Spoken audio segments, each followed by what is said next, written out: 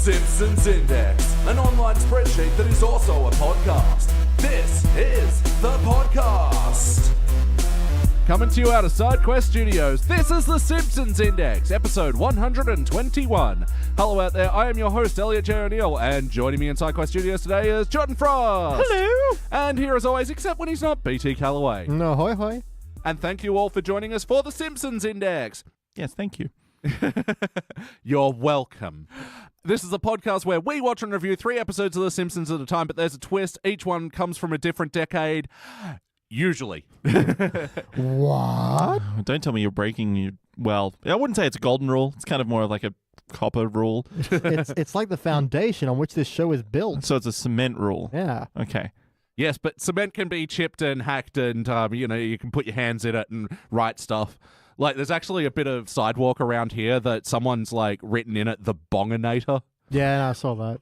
And it's like... I assume it's the Bonginator that wrote it, but... Have you seen those YouTube videos of the Bong Lord? No. It's this 14-year-old kid who's got a balaclava to disguise his identity, and he just makes a bunch of, stupid bongs, and he calls himself the Bong Lord. I'll show you after this. It's amazing. Did he come from a future where bongs have taken over? And yeah. I'm trying to figure out what has the to go back in time to get his parents stoned. He does wear, wraparound sunnies like Arnie does in T2, so it's quite possible. Yeah, he's come to save us from ourselves. So anyway, we're breaking format a little bit today for mostly the reason there are 3 episodes that are all titled The Old Man and the Blank, taking off Ernest Hemingway's novel The Old Man and the Sea. I thought you were going to say The Sun Also Rises, but, that works too. Yeah. just to, comedy. Sorry. Please continue, Elliot. I'm sure it's a really well thought out literacy joke that I don't get because I'm illiterate. Yeah. Audience would probably know we've all had 1 beer and no lunch, so... So there are a couple of other reasons that we're skipping the HD episode today, and I'll get into that a little bit later, but for now, just letting you know, we're doing 2 teens and a classic today, all The Old Man and the episode, starting out today with Season 13, Episode 13, The Old Man and the Key. Very clever. Key. So is it like a car key? Or I guess. I'm guessing it's a car key because, he's like, I gotta learn how to drive again. Or the key to Zelda's vagina. Which is the car key. Yeah. Just don't combine the two. No. Jesus. First released in March of '02, it was directed by Lance Kramer, written by John Vitti. In this episode, Grandpa falls head over heels in love with Zelda, a new resident at the retirement castle who really only wants him for his ability to drive. So he convinces Homer to let him borrow his car, and then Grandpa crashes the car, and then Zelda runs off with someone else, and he chases her all the way to Branson, Missouri. Guys, what did we think? Yeah, pretty fun. Yeah, it was funny. It was a bit annoying in some parts, I'll say.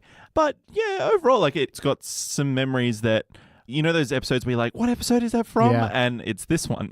This is a lot of that for me. Even though it sort of does follow the one storyline, I feel that it's a bit wacky and not really well connected. It's well wacky, but yeah, it's all a story, and that's an A story that moves quite it's got a brisk pace, and you're always kind of doing something new, and it kind of stays fresh. So even if you're not having a great time, you're along for the ride, Yeah, the concept of Abe essentially coming back to live with the Simpsons, but them treating it like he's being the rebellious teen. Yep. Yeah, it was kind of fun to watch, him storm off into his room and start playing old ragtime music on his phonograph. Yeah, I'm pretty sure that was Glenn Millet. Yep, sounds right. Yeah. So let's start with you, Jordan. For better or worse, what's a moment from this episode that stands out to you? Most of my notes are pretty positive, so I'm just going to stick with the thing that I didn't love so much, which was the review that they go to see in Branson. Yeah. I felt it was just really long, and I don't think, the characters that they were showing in the review, I don't think were the majority of the guest stars, and they just wanted a chance to kind of do a song, and it just dragged. It really dragged, and the lyrics weren't really fun or funny. Yeah. And it just kind of stopped the episode for a bit, and I wasn't really taking notes of anything funny or good that I wanted to comment on. Yeah, I completely agree. And it was sort of the same old joke. Here's a celebrity that's, quote unquote, washed up. And here's another one. Here's another one. Here's Charo. Here's Mr. T. Fuck them for saying Mr. T is washed up. Yeah. Fuck them. Yeah. I did like that rhyme, yeah. Charo shake to Maracas, Mr. T was B.A. Baracus. I almost said B.T. Baracus. I am not washed up. I am in the prime of my career. Hey, if you could be compared to Mr. T, I would fucking take it. I am the fool he pities. Yeah. I'm still laughing at the idea of B.T. Baracus. Get a mohawk. Yeah. And a whole bunch of gold chains, and I'll be like, this hurts my neck. And there was one celebrity playing themselves in that musical number, though. Do you want to have a guess at who it was? The No, that was Dan Castellaneta. Okay. Wow. Was it the guy, the ghost? No. What the guy who fucking just Thanos'd Yeah. when Yeah. Abe showed him his obit? What the hell was that? Yeah, that was very wacky. The fact that it's like, no, you definitely are dead. Look, I clipped your obituary. And he just turns to dust and sand and melts away. Yeah. Didn't catch his name though, so I couldn't tell who it was. No, it's kind of the problem with this section is that, most of these people are, who the fuck? I think that was that's the point. joke. Yeah. But the one person playing themselves was the Ray J. Johnson. So actor Bill Saluga, and this was his big character of his career or something. His real name isn't Ray J. Johnson? No, it's Bill Saluga. My world is just rocked. This was the Don't Call Me Washed Up, I Do 3 shows a day. Yeah. Okay, right. Yeah, the guy Ray J. Johnson, who I only know from Simpsons. Yeah. Yeah. I was about to say, you can call isn't him that Ray, the... and you can call him Jay. Yeah. You can call him Ray J. Yeah, because Homer does that bit in a few episodes I'm sick of him ago. already. I looked through this guy's IMDb. Yeah, it's mostly doing like his Ray J character in other things where he just lists different ways you can say his name, and it's literally that annoying. Is it like an SNL sketch character, or Who like just came did to he life? like is he from a TV show or movie? Like what is it from? It was developed in a sketch show. Okay. I can't quite remember what it was, but Right. It's weird though, right? It'd be like, for example, if like Will Ferrell came back and like, hey, you remember me? I played Alex Trebek on Celebrity Jeopardy. It's a strange thing to like hinge a career on. And yet. apparently you can do it in Branson, Missouri.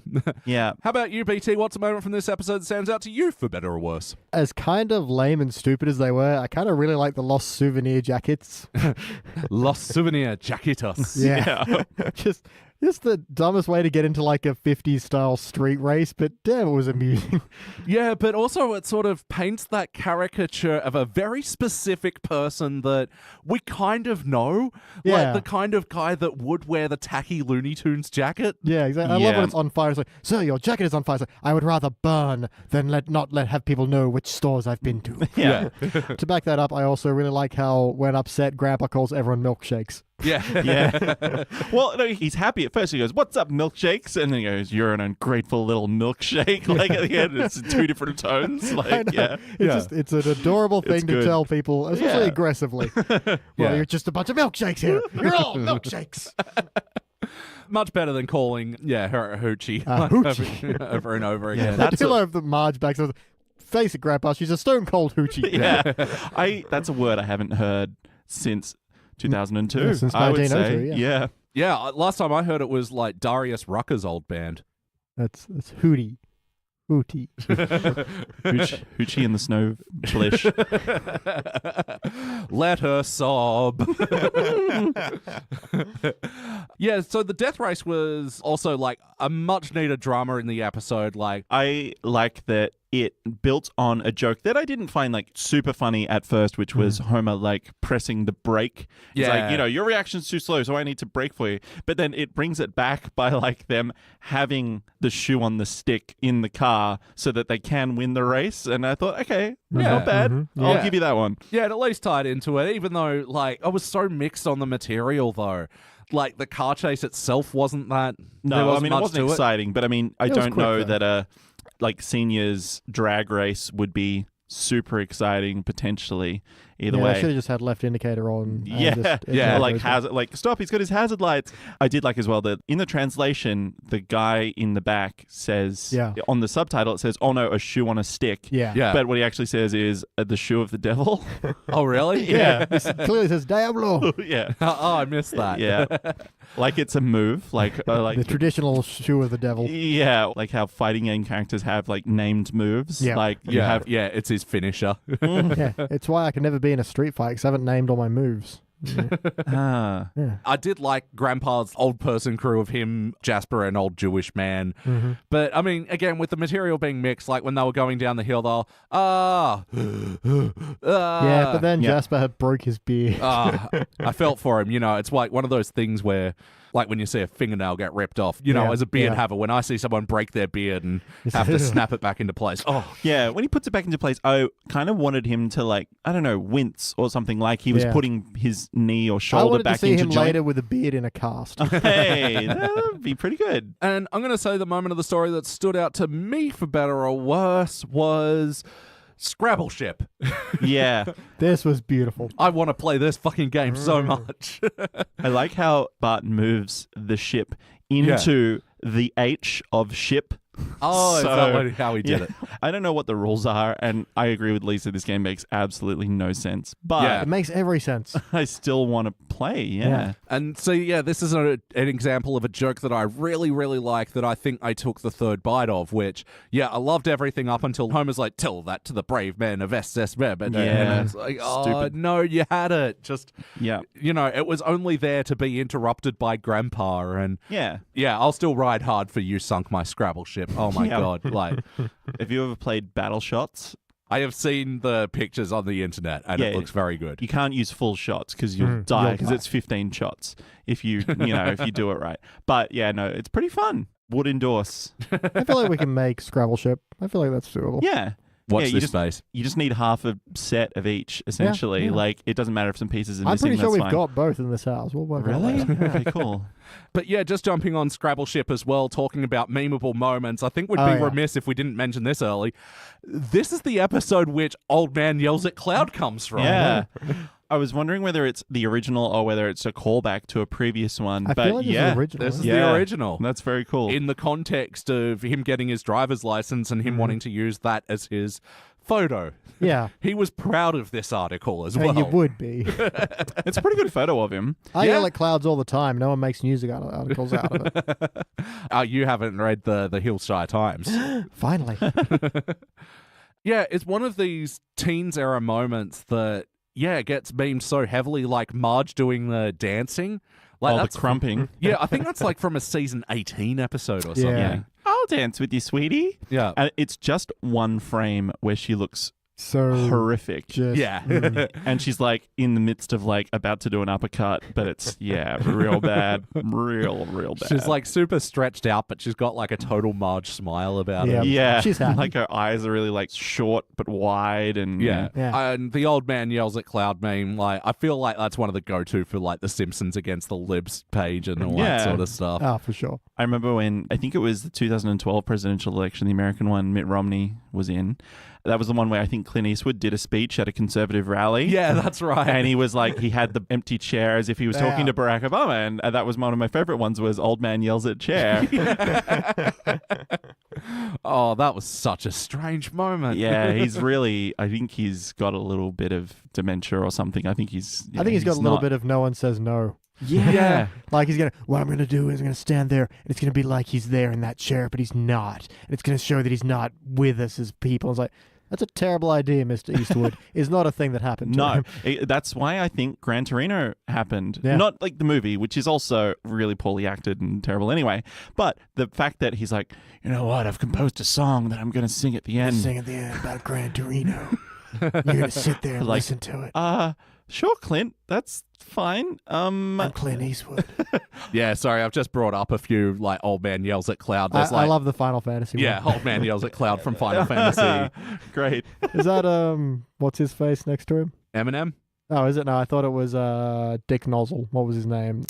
Vice President Dick Nozzle. Dick Cheney? No, Pence? the current one. Yeah. Dick Nozzle. All right, so play count. How many times before today have you seen this episode? I'm going to say cuatros. I'd say at least a couple because there are some things that I remember from this that are so iconic in my mind. Yeah, I actually have a bit of love for season 13, but truth be told, this isn't one of the ones that I've gone back to a lot, so maybe 5, like, honestly. Yeah. Which is, I know, weird for me. You still won, so that's 2 normal. more times and I could have beaten you. Shit. Let's talk about the wackiness of this episode. What were some of the cartoony elements that stood out to you? Grandpa's skin is rubber. Yeah. When both the kids cling to his legs and drag Yeah. his skin down. Oh, And then when they let go, it makes a sound like, I don't know, like a wetsuit retracting. Yeah. It's very unnerving. yeah, old and wet and look. When Sharp Dressed Man starts playing and like old people like ZZ Top Yeah. to start like pointing after him. I'm assuming that's a signature ZZ Top move. I think so. Yeah, it's just such a why was this there moment, though. Yeah. Because the way it's sort of set up is like it's leading into a montage, but it's just that bit, and it's like, ZZ Top had long beards. Old people have long beards. Yeah. I just don't know why this was there. Yeah. Grandpa like sees the hubcap like wheeling along beside him and goes, "Go home," and it like turns around and I think we all got a good shakily laugh goes out of past. That was not bad. I think another thing, a wacky thing we all got a good laugh at was Bronson, Missouri. Bronson, Missouri. That's the bit that I'm like, I swear there's a thing with the, "Hey Ma, how about some cookies? Notice. This ain't over." It's great. I love that line of, "No, this is Bronson, Missouri, not Branson." Dumbest It's fucking so dumb, thing. but it's so well And executed. they just Yeah. look at everyone as Charles Bronson like, Yeah. Hey, that's it. Great. Other wacky things, like I like Apu going, "Violence is not the answer." Well, what would you do? Some kind of death race? race? That's what I would do. And then, but it cuts to Abe's thought bubble going, "And now, no death Death racing." Yeah. Like he had to account for this It's what very my dad specific. told me when I started to drive. Yeah, overly specific thought bubble playlist. Yeah. If you go back in time, don't step on anything. Yeah. Don't fuck with the space-time It's continuum. true. But yeah, in this Quickie Mart bit, again, I didn't like the whole chicka thing. I thought that dragged out too long. Yeah. Yeah. Well, linking up with Arrested Development, no one knows what a chicken sounds like. Oh, you don't know? It sounds more like block. Oh, wait, getting a call. Cha chit chat chit chat. Wait, I have a bit for this. It even goes all the way to like the room where they're all cheep. Yeah. Other wacky bits with the orca, like that Grandpa drives Yeah, into. that was pretty It shit. just goes on just half a second too long. The entirety of it is too long. It's Yeah. just, here's a whale tank with a whale in it, and Grandpa just talked about how he lost his license. Wonder what's going to happen. There's no Yeah. misdirect. It's just he hits the tank, and then he's like, "This isn't Dairy Queen." You're like, "Ba-dum, tss." And the whale Yeah. says, "Oh boy." Oh, you want a Dairy Queen, but instead you ran into my tank. Yeah, it's just, you know exactly where it's going, and it doesn't misdirect or change that expectation. Yeah. So you see it, you immediately know, and then it just follows through, and it's really boring. And especially because you see a whale tank and we just know he's going to Yeah. drive right into it. Yeah. Like if they had misdirected that, Yeah, you got the big tank there, but he knocks over the souvenir stand or Yeah. something. Which even Rube Goldberg's into like something just like tapping the tank and the cracks spreading. Although I think they've done that before anyway. But again, it would have been a better misdirect yeah, than because just... think about like during the teacher strike episode where they go to like old Springfield town. It's like, now most people don't realize how sensitive these cannons are, and the slightest jolt can set them off. Of course, we don't keep the cannons loaded. Yeah. It's just common. So that's such a great misdirect because like, they set it up so heavily and then just turn. Yeah. Other wacky bit, front on Simpson mouth is Yeah. pretty terrifying. Yeah, I've highlighted that as a GIF to put it like Homer going, "Ava!" Like, Yeah. they show the full shape of his mouth. It's so off-putting. Yeah, it's Yep. very weird. Like his lips are really full and kind Yeah. of wet Yep. looking. In Branson, Glenn Campbell presents Andy Williams, and Andy Williams presents Glenn Campbell. Yeah. That was excellent, but my favourite side gag joke of that was Wilford Brimley and the angina monologues. You eating your oats lately? That's I'm Wilford Brimley and I've got diabetes. the Branson, Missouri bus that just pulls up right outside the house is Yeah. also very wacky. The fact that, like, Yeah. oh, that's convenient. Yeah. Yeah, but then they back it up with the implication that the Flanderses are Like, going booked there. it. And I love Homer's backup line of that. We'll catch the next one. This incredibly unlikely thing that's perfect for us has happened. Well, we'll wait for the next one. And I like Grandpa's Viagra kicking in as presented as like not only the little alfalfa cow lick Yep. flicking up, but a bit of Popeye music as Yep. well. Mm. His dick gonna be looking like Popeye's forearm. Putting some lead in the pencil. I think Homer probably wants to get his car laundered Yeah. before he drives it next. Or incinerated. Yeah. Well, I mean, fortunately, Grandpa did write it off, so Yeah, exactly. Or maybe he's got vinyl seats and you can just like mop that right up. Even then, man. You're going to want a gurney. Like, yeah, sure, it's physically clean, but its soul has been tainted. Yeah. Speaking of old people sex, how about the heart of this episode? Did you guys feel the bumps? Not so much. I was annoyed by Grandpa's constant, what's the word, obsession with Zelda. Mm-hmm. And I get that was partly for the bit of like the teen who doesn't understand love and like, you know, the sensible adult saying, you know, she just wants you for this. I don't know, just that part of the story kind of annoyed me. Also, I feel like that was balanced by the very end where he drives all the way to Branson, gets up on stage, calls her up, and is like, I'm dumping you. Nobody makes a fool of it. It's a very empowering little moment for him. So yeah, at least that's like... That's the hellfish Abe Simpson we know and love, you know. That's the kind of the payoff, I guess, is that in that it was good in that if he'd gone, please, will you give me one more chance? I think it would have been like, oh, fuck this. Yeah. But the fact that he's like, okay, I've come to my own decision and you know what? Screw her. And that kind of at least made up for it a little bit. Yeah. My only problem with like Zelda was I just don't think her character was developed enough. I just think she's just a hoochie, man. Yeah, but I mean, even Hoochie still deserved character development. You know what I mean? Like, I get it. She was just like so comedically flipping between Abe and Zach that she didn't have much of a personality outside of Hoochie. The thing that annoyed me is that what we're led to believe is she is no different to any of the other women in the nursing home because I disagree. It's established earlier on that like Zach comes up and like goes to a separate table with 3 women on it and he's like, anybody want to go for a drive? It's got a wheelchair lift or whatever. Yeah. And all the women in... I'm going to go for some sweet corn. Yeah. All of the women go crazy for it. And it's established that like every woman in this place will like... Will swoon for Zach. Yeah. But Zelda's much more body able because all the women swooning need oxygen masks. Yeah, but that's because he's made them so out of breath. Zelda also don't attractive. Need no oxygen mask. She holds her own. She puts the ass in assisted living. Exactly. Yeah. So I feel like she's kind of a bit unfairly vilified because yes, she is doing that, but like every other woman in this place is of the same mindset apparently. Mm-hmm. Yeah. It's a comedy show. Everyone doesn't need to have clear motivations or anything like that. But because she's such a big part in this episode, I wish she had more of a personality. Yeah. At least something that Abe actually like connects with rather than... Oh, he's connecting, baby. No, but that's what I mean. He's just really just using her too for like, it's just lust. It's not it's like... mutual lust. It's fine. And you know, she does do some nice things. She's like, hey, I booked us a cabin in Branson, Missouri or whatever. And like, that's something nice that she did, kind of. But I don't know. He falls in love so easily anyway, as we know. So I don't feel like she's really to blame like the show kind of makes you want to believe. Absolutely, and I think they sort of highlight that with, Grandpa behaving like such a petulant teenager as well. Yeah. The kind of flipped paternal and maternal love that like Marge and Homer have for him and like, what are we going to do with him? That kind of, he used to be such an angel. And when he's acting out, he's my father all of a sudden.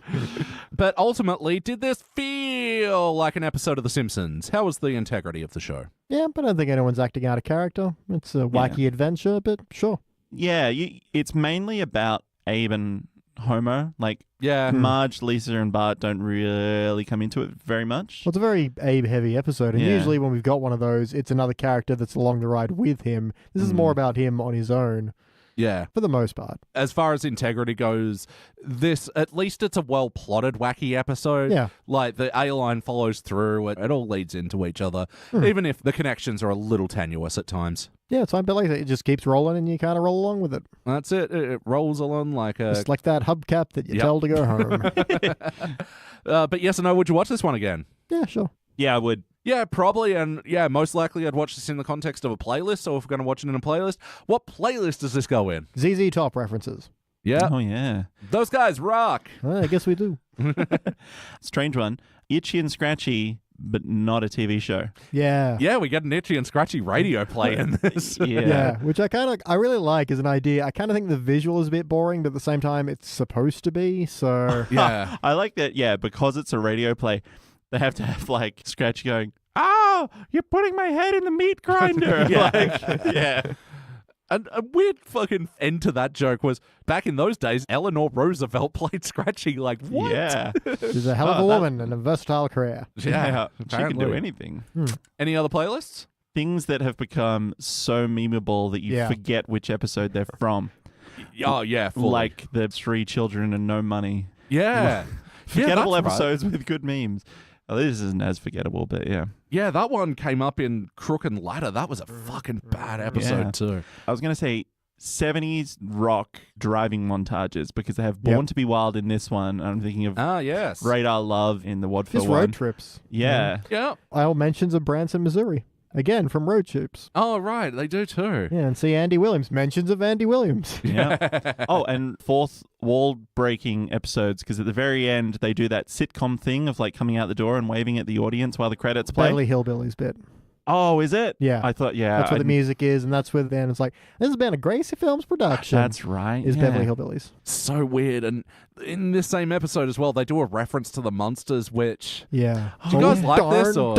Darn. It's With a weird Homer reference. smashing his foot. Yeah, it's very niche. That's so Family Guy the way it rolled out, though. Does he mean Grandpa Munster? No, of course Why not. on earth would you assume that, you stupid milkshake? BT, what would you change? Not terribly much. Not that everything is amazing, but like I said, it works, and I don't want to change anything structurally. Maybe change a bit of that ending, but even then, I reckon it's fair enough. Maybe cut down that song in Branson. It's a little too...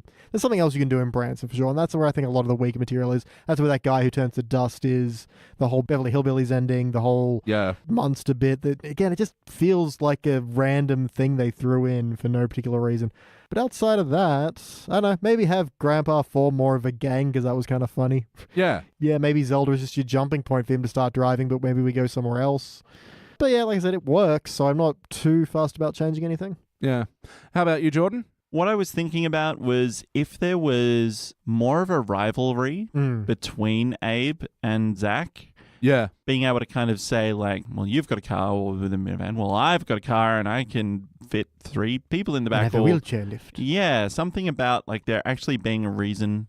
Because Zach is, like, almost unaware of Abe. Yeah. Yeah. Like, I mean, until the very end where he calls Zelda up, it's only because he's sitting at the same table as Zelda does he probably realize. But you don't see his reaction. You don't see anything about, like, what happened to him or what his deal is. Yeah. It's not a big deal, but I just, maybe it'd make it a bit more interesting about. But again, then I thought, well, they've done that before. They've done it with Mr. Burns and they've done that kind of thing.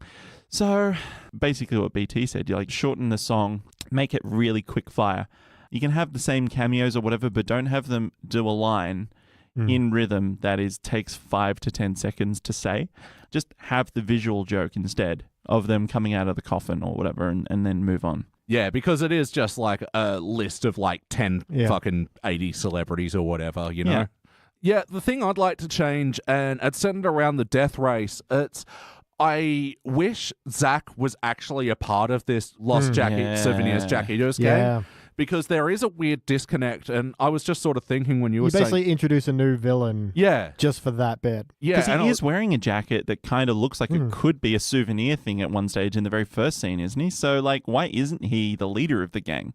Yeah, and I mean, it makes total sense, and if his minivan was the thing in the death race, but, he didn't total his car, so he was still able to pick Zelda up after Grandpa had to tell her that he totaled the car. So there's that tying in. And also, I think it's weird that Zelda wasn't actually at the death race either. Yeah. So that way you can have the death race ending with, oh, you won, honey, but, you totaled your car, so... Doesn't have to go tell her because it's already happening. Yeah, exactly. So I think that can be a lot snappier if you just tied that all together. Yeah. She can be the grid girl. Yeah. Instead of Snake and his girlfriend, because that was like a fine, okay joke, but it didn't really add anything. Yeah. But if you'd made it her pulling her tube top down, when she drops her shawl, when her shawl hits the ground, you go. And then she's like, I'm cold. And she picks it up again. Guest stars of the episode, so I mentioned before, Bill Saluga. The other one playing Zelda was Olympia Dukakis. That's right. I did see that name on the credits list. Which has a massive breadth of work. I didn't know any of it. The only one I recognized was she played Rosie in the Look Who's Talking series. Okay. So. Wait, the really bad third one? All three of them. She was in all three. The dog one was good, man. That's like one of the few movies that's got a 0% on Rotten Tomatoes. Really? Rotten Tomatoes can fuck off. Yeah, but it's like, it's not saying it's 0 out of 100. It's just saying all the critical reviewers probably wouldn't watch it again, essentially. No. She was in Moonstruck. Right. Yeah. Okay. Moonstruck's the one with Cher and Nick Cage. Oh, okay. Yeah. It's pretty good. That sounds fun. BT, any other notes? I do like when he's showing Zelda around. It's like, there's the cool group, and there's the comatose group, and there's the cool comatose group, and they're all just in leather jackets and smoking. Good Mean Girls reference. Yeah. Oh. You got your Asians, your cool Asians. Studies show that old people drive as well as sleep-deprived apes. Yep. Excellent line. Yeah. Mm-hmm. And when they first turn on Born to be Wild, Abe's is like, this hippie crap, and changes it to WOMB. I like to assume that's a Queens of the Stone Age reference from Songs of the Deaf, where they have the WOMB, the womb. Oh, really? Yeah. It was one of the faux radio stations. Oh, I wonder what year that was released, because, this is an 02 episode, which would have been pretty close. I think yeah. Songs for the Deaf was August of 02. This episode was March of 02. Ooh. Wow. Jordan, any other notes? When Abe comes into the room revealing that he is not actually dead, and he goes, it was like Samson down the corridor or whatever. Yeah.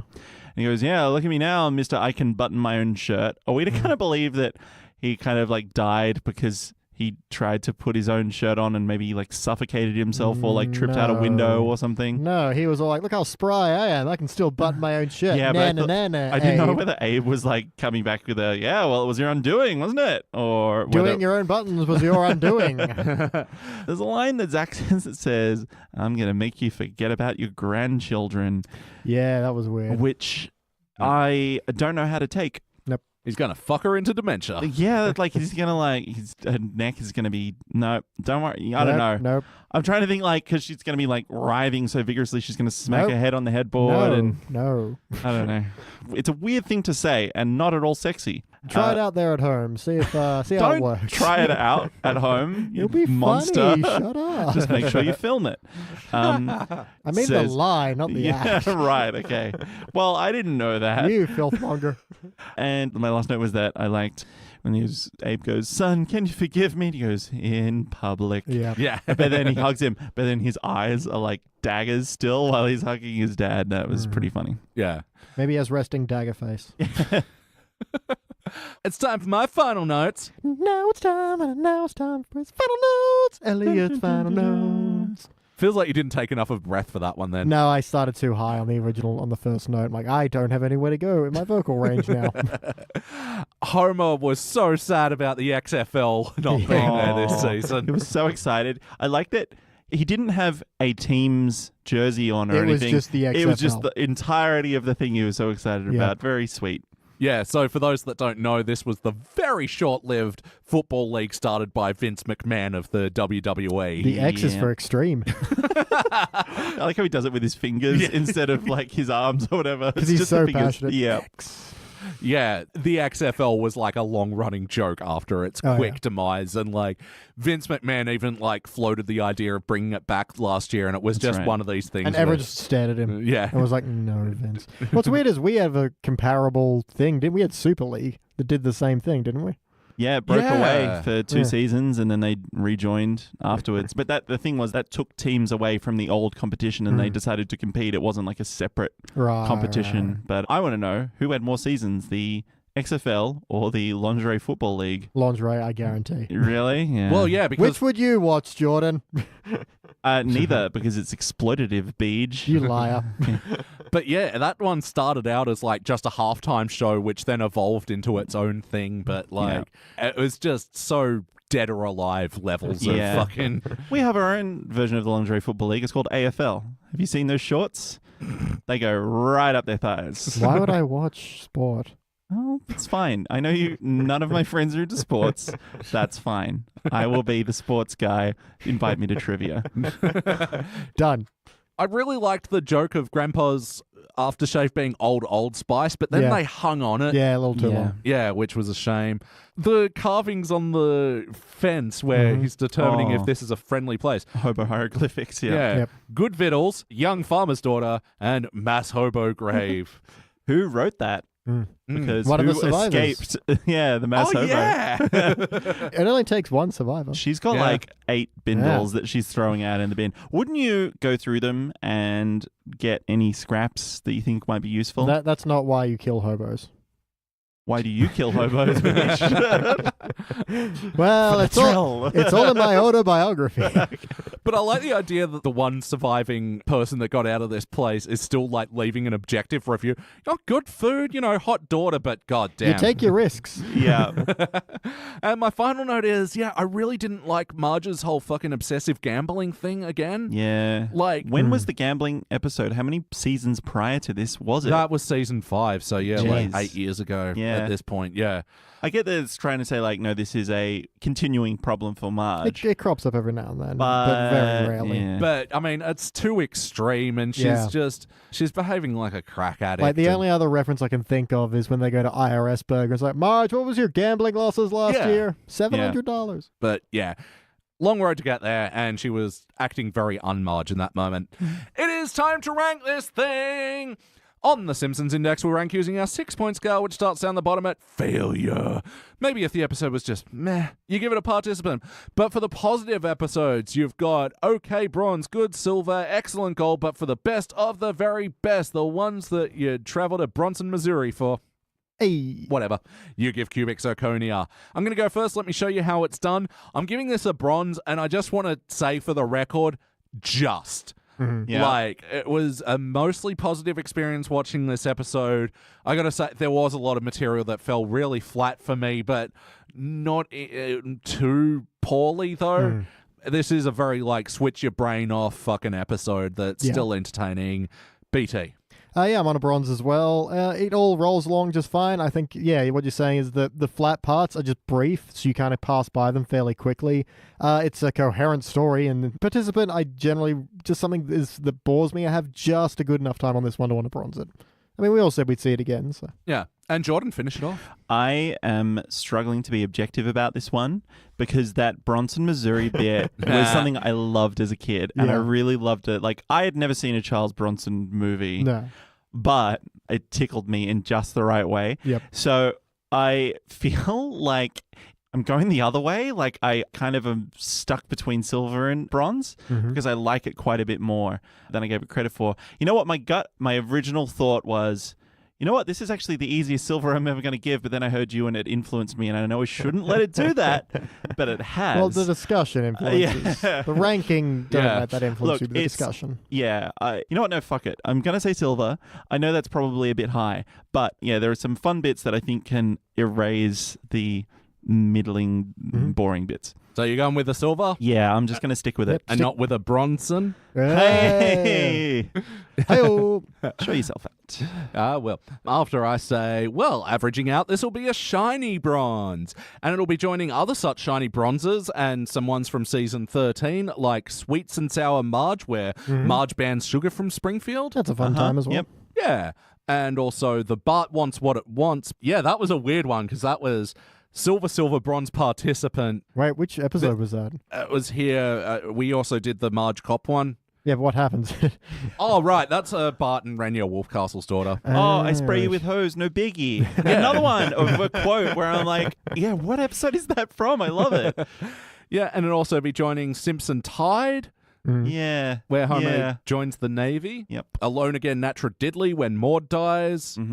Jordan, you were on A Star Is Born Again, weren't you, when Flanders dates the movie star? Yep. Oh, who was that played by again? I can't remember. Sharon Stone? Yeah. Oh, no, they have sex, right? Yeah. Yeah, that's right. And she's just not Christian the enough. sample, and then she's got to buy the whole scoop. Yep, and also it'll be joining The Real Housewives of Fat Tony, which I'm bringing up because this episode helped us win trivia last week. Woohoo! Yeah. One of the questions was name all of Selma's husbands, and unlike a lot of Simpsons trivia events, this one wasn't strictly classic. Yeah, we were able to get an extra point by knowing that, she married Fat Tony at one point. Nice one. Yeah, we fucking whipped ass at trivia. We did. We're very proud. Like I said, a lot riding on that when we first signed up. Yeah. You were like, we better win. Yeah. Well done. All right. Well, it's time for another Teens Era episode where we're going to season 10's The Old Man and the Sea Student.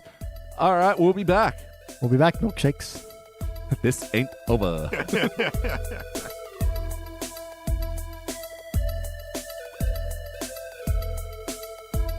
All right, and we are back, and we just watched another Teens Era episode, Season 10, Episode 20, The Old Man and the Sea Student. First released in April of 1999, it was directed by Mark Kirtland, written by Julie Thacker, and this was her first episode that she wrote, actually. And I said on Julie Thacker. In this episode, the Olympics are coming to Springfield until Bart does a stand-up routine that ruins it. And so to punish the students, Principal Skinner sets them all off to do volunteer work, which leads Bart to working at the retirement castle. And in the B story, Homer designed the mascot for the Springfield Olympics, which didn't end up getting used, so he tries to get rid of his boxes and boxes of springs. Guys, what do we think? Smashing good time. It's Thanksgiving. Oh. No. Yeah, this is one of the ones that makes me feel bad for anyone who stopped at season 9. They're like, I'm a Simpsons purist. They go downhill after. No, this one's good fun, and it's funny. Yeah, it is good fun. And I think Bart would kill to be a C student. yeah. I think he is barely pulling a D average. Yeah, well, I mean, he almost failed in that episode where he almost failed. Yeah. True. What was that called again? We'll never know. The part that failed. So, we'll start with you, BT. For better or worse, what's a moment from this episode that stands out to you? Man, I really like the Can't Buy Me Love music montage. Yeah? It's super cute. It's really funny. It's about the midpoint of the show, so it kind of just propels the rest of it. And it's just the old folks having fun. They're, fighting with canes, and then they do a lot of, Jasper doing that little hop and falling over is so dumb, but so funny. Yeah, it makes me smile every time. Yeah, but I also really like the kind of just general flow of this episode, that it has this kind of high concept beginning with the Olympics coming to Springfield because Lisa wrote a letter, but then it just becomes a story about Bart realizing Grandpa isn't having any fun and he wants to change that. No one is forcing him to make that decision. He's just there and he's like, this is boring. What are you doing? And Yeah.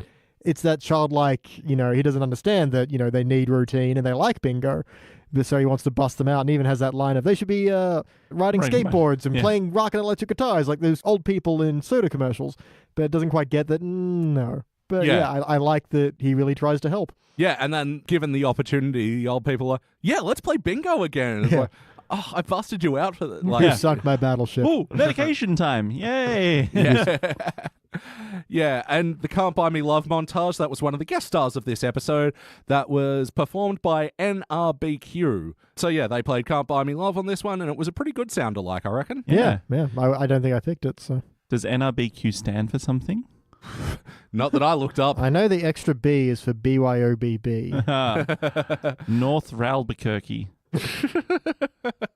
The abbreviation NRBQ stands for New Rhythm and Blues Quartet. Oh, the new one. Yeah. Ah, I got confused with the other one. Not like It's that's a common mistake. No, they're new. They play contemporary things like the Beatles.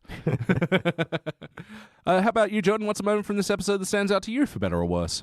Like a joke I like where Bart is doing his stand-up routine and Chalmers is really upset about it. And he goes, well, what about you, Superintendent Chalmers? Where did you grow up? And he goes, oh, well, actually, I was born in Queens, went to Ball State University, and then made the move to Intercourse, Pennsylvania. Real place. Yeah. And now I'm off to my vacation in Lake Titicaca. Yeah, try and think of something about that. Genius. Or I do love Bart's face where he's like, I got something for that. And he looks at Skinner's Skinner, just and she's no. So, yeah, I maybe it's just because it's wordplay. I didn't mind that. But I'm struggling to think of something that actually really stood out. Maybe it was just, this was another episode where I'm like, oh, this is the thing with the thing. This is where that one is. I had a lot of pre-notes on this one. Yeah, like, oh, the springs. Yes, I remember about the boat bouncing up and down. And That was such a clever way to tie the two plots together, I reckon. That's what they used to do. Even as late as season 10. Yeah, they sort of were like of the same plot at the start, and then they just branched out and then came back together at the end. It was quite elegant, even, as ridiculous as Homer's little springy plot was. But it's worth him joyfully springing 999 springs to flush down 999 springs. You take one down, it swirls around. You're not flushing springs in the toilet, are you? Of course not, honey. 198 springs will flush down. I love that at the end when the boat, and you see underwater what's actually happening. You can kind of hear his voice faintly through the pipe as well. He's down to like 198 instead of 998. Yeah. But Jordan Zane O'Connor, Jordan Zane O'Connor. there'd be just so much poop down there as well. Oh, if that's the one sewer out of Especially if that's the one coming from the Simpsons house. Yeah. Oh boy, Homer eats a lot and he'd poop much. Oi. So the whole time that boat is bouncing up and down, those poor old people, like Just half drowning, they're getting water tortured. Or yeah, like, pretty much, because waterboarded. when that helicopter, the rescue helicopter comes back, that's So much still pneumonia. bouncing. Yeah, they all look miserable up there in their little shawls and blankets and things like that. Yeah. Also, an anal corner that isn't actually an anal corner. They got it right. Still not an anal corner. Yep. In terms of who should have given way, it was definitely Sea Captain, because you give way to boats on your right. Burns's yacht is like coming from the right, and as they go, so Sea Captain should have, like, you're supposed to turn so you're port to port. To be fair, he has two glass eyes. That's true. He didn't see them coming. Yeah. And this was one that we've referenced so many times, and I didn't remember that it was from this episode. really? Yeah. Especially, like, it comes 3 to 2 minutes after he says, not a looker amongst Yeah, them. so he gouged his other eye out. Yeah, okay. Because he's like, well, there's no hot stuff here. Better just take Yep. that eye out. And Oh, the way he just, like, taps them with his pipe. Yeesh. There we go. There we go. So I'm going to say the moment of the episode that stands out to me is actually a gripe that I have with it. gasp. You know, this is an episode that I pretty well enjoyed all the way through. There weren't a lot of dull moments for me, but there just was this one little illogical inconsistency with it, and that was Skinner. See, when Bart does his stand-up routine and the guy was making the announcement that Springfield would be the place, and Skinner was like, wait, we have one more act. Yeah. Yeah. And it was also funny where Skinner was like, it really landed in rehearsal. Like, Yeah. And then he has the position from then on that he is punishing the children when he has a lot of responsibility on his... Hey, it's his fault. Yeah. Like, again, also when Homer shows up at his door trying to door-to-door sell springs, and he's like, oh, I'll be right down. So he starts punching him. He's like, no, Skinner, this was your fault. Yeah. No, that scene doesn't land for me because of that. And... yeah, the idea that Skinner's punishing every student, one, for Bart's actions, which, two, he is also responsible for, like, it's a little bit clunky in that way. I'm pretty sure we've seen him, like, scapegoat before, though. yeah, And be, for like, sure. happy to, like, not take the blame for something if it can be passed on. What do you think of the banner? I hate it. Well, it's children's fault. I tried to stop them. Yeah. Yes, Skinner. Always the children's fault. So, yeah, I get what you're saying, though. It does kind of, like, especially why it's all the children and not just Bart. Like, again, I guess because they wanted to do the joke about Milhouse and Martin. Yeah. Shirts and skins. Let's hustle. And I like that. Ow, I pricked my finger. Oh, just keep working. You'll prick yourself with the antidote sooner or later. But yeah, so that's like a problem that I have with it. And I love the joke about Skinner going, this worked in rehearsal. So in that, it could have been Chalmers that sort of led the punishment thing. Yeah. And then Homer could have gone to anyone else in Springfield to sell the springs and have the punching spring joke, and it would have been fine. Like, yeah, it could have been Quimby even. Like, Yeah. yeah, there was no reason it had to be Your Skinner. boy cusses the Olympics.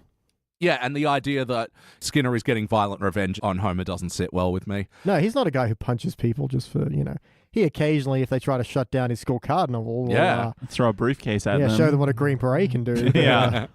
So play count, how many times before today do you think you've seen this episode? A spring load. Probably only once or twice, I think. Oh, really? Yeah. I'm really at that sweet spot of like 3 to 8, and anything outside of that is going to be pretty rare for me to have seen more than like once or twice, I'd say. Yeah.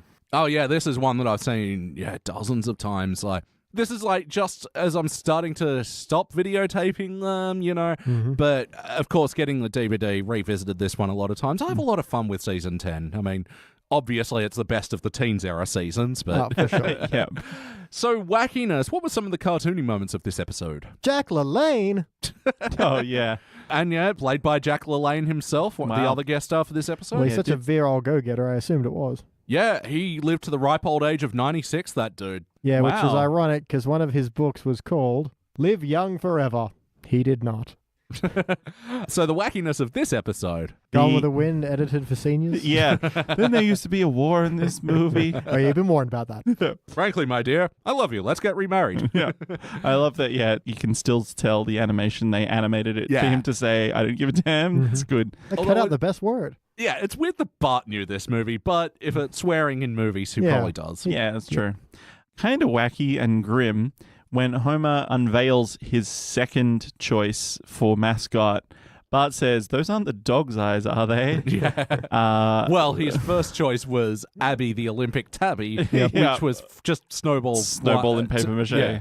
How'd you get the eyes to move? The baby of tomorrow. Now when I drop it, no more tears. Put that in the reckless spinning of family members playlist. Yeah. So when Homer's like dancing with Marge in that other episode and Chief is in the Springfield verse, the Simpsons verse. Like What? Chief from One Flew Over the Cuckoo's Nest. Yeah. Oh, Chief, break everything. Yeah. that's what it's a reference to. Yeah, because he kills... whoa, spoiler. I know, if you haven't seen the man. movie. I mean, it's only been out like 40 years, but... If the movie's in black and white, you can spoil it. It's not. It's not, just the DVD cover is. That was If going the to DVD segue. cover is in black and white. Yeah. Yeah, I was going to segue into a spoiler for Roma, but now it's moot. Oh, well. Damn. Yeah, so he kills Jack Nicholson after his lobotomy and then like throws a bubbler. Yeah. Well, what do they call it? Water fountain Water in America? fountain, yeah. And throws it through the window to like break it so that he can escape. Mm. And so, yeah, when he like throws it back in to like, Forgot forgot my my hat. I wouldn't call it wacky, but it was weird. Mm-hmm. In that montage, was there just like some reused reversed animation? Yeah. Okay. I'm assuming that's a reference to the Beatles clip. Right. Okay, cool. Because I was like going, that's Right. really weird. Yeah, from A Hard Day's Night, of Yeah. course. Duh. A From the Bart Day's movie. night. Yeah, another weird connection with this in the last episode. Yeah, alternate credits background. So You want to talk weird connections? We've confirmed again Grandpa is rubber from Grandpa Homer. Gramp when he's vacuuming. Yeah. And we have a Battleship playlist. yay! You suck by Battleship.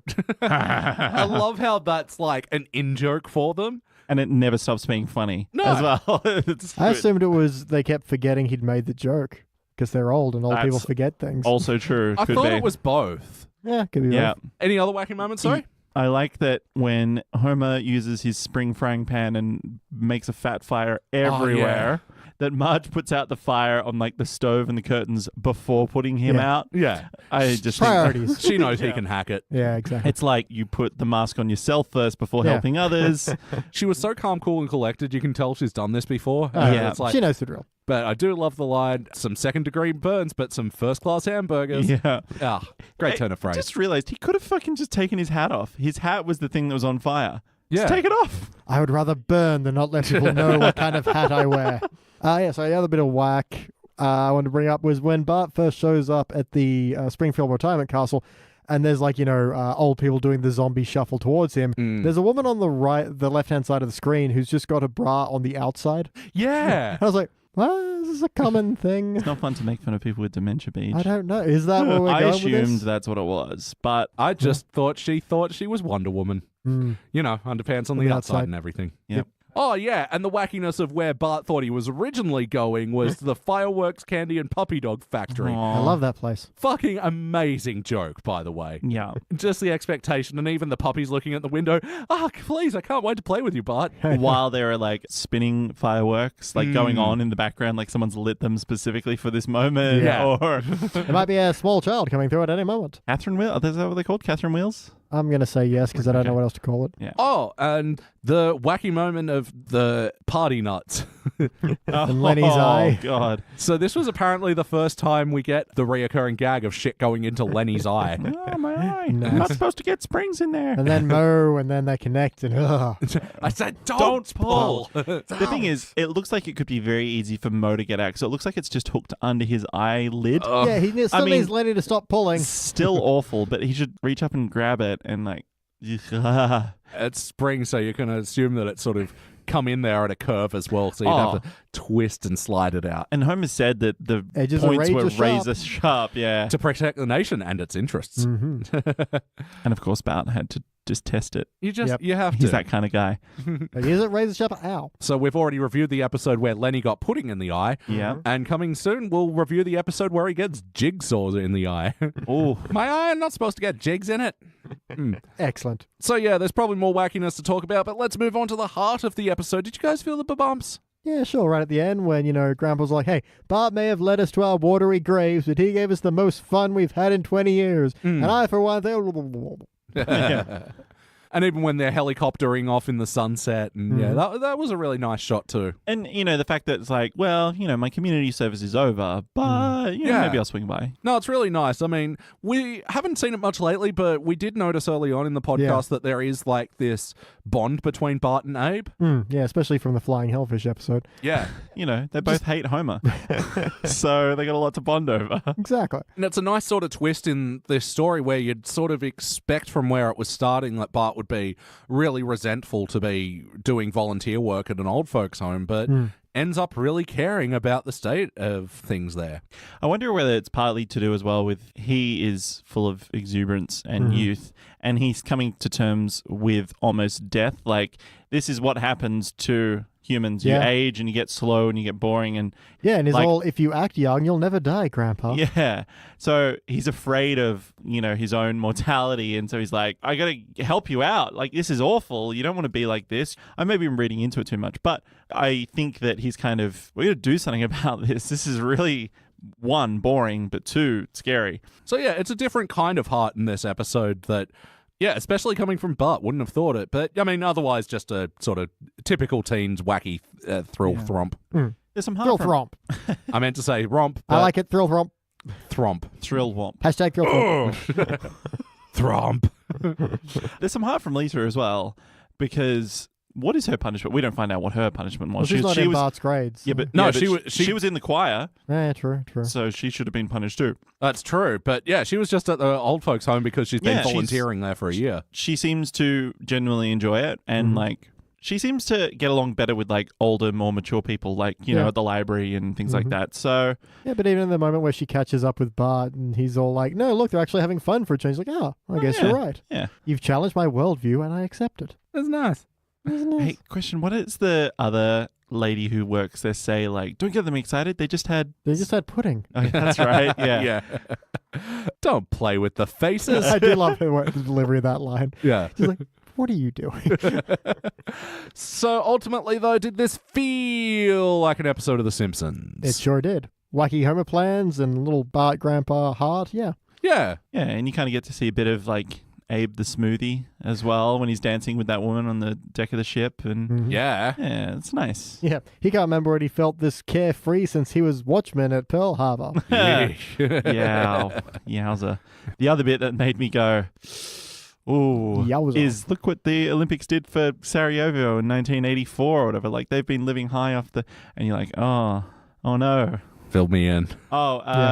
This big terrible civil war that happened in like Bosnia and around there. Like, they had all the genocide in like the early 90s. I'm going to have to fact check that real quick because I could be offending some people right now. Yeah, they had the Winter Olympics in 84. So before the Civil War. Yeah. I think that's the joke they were making. Yeah. The Siege of Sarajevo. There we go, in 1996. Right. But yes or no, would you watch this one again? Yes, I would. Yeah. Yeah, I'd watch it again, especially watch it in a playlist. So we're going to put it in a playlist. What playlist does this go in? Grandpa episodes. Yeah, Grandpa and Bart relationship episodes. Battleship. You sunk my battleship. I'm trying to think how I can phrase this. Do one more while I think of what I'm trying to say here. Nautical adventures. The Simpsons on a boat. I was going to say like Burns and Smithers homoerotic relationship. Oh, yeah. He's drawing Burns like one of his French girls. Yeah. Battleship. Did you always draw your Navy buddies like this? Until my discharge. With like the heart of the ocean on him as well. Oh, yeah, there's 2 Titanic references in this episode then. So there was that, and then like the whole ship splitting in half and dunking. Oh, ship split in half all the time.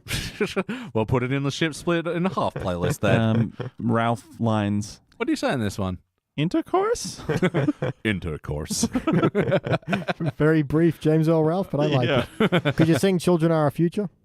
Children, future, Simba. The playlist. Battleship. You sunk my battleship. Olympics related things. They've been to like the Winter Olympics before, haven't they?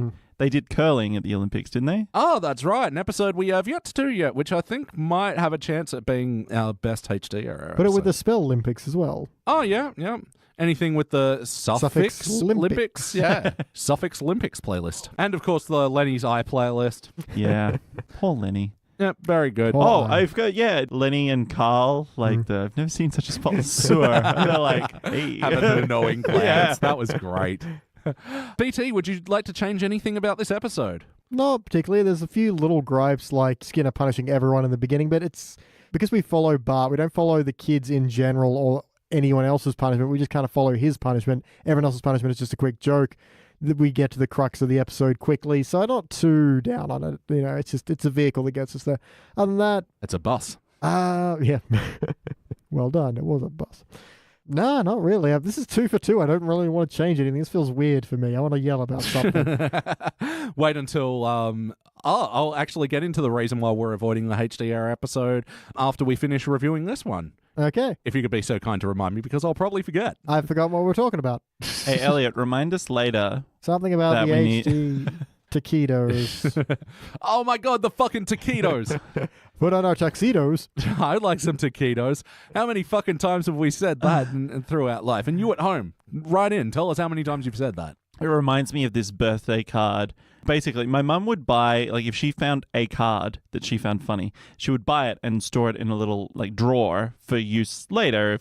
And I would go through it sometimes just because I was a kid. I was like 6 and I'd find these cards and laugh at them.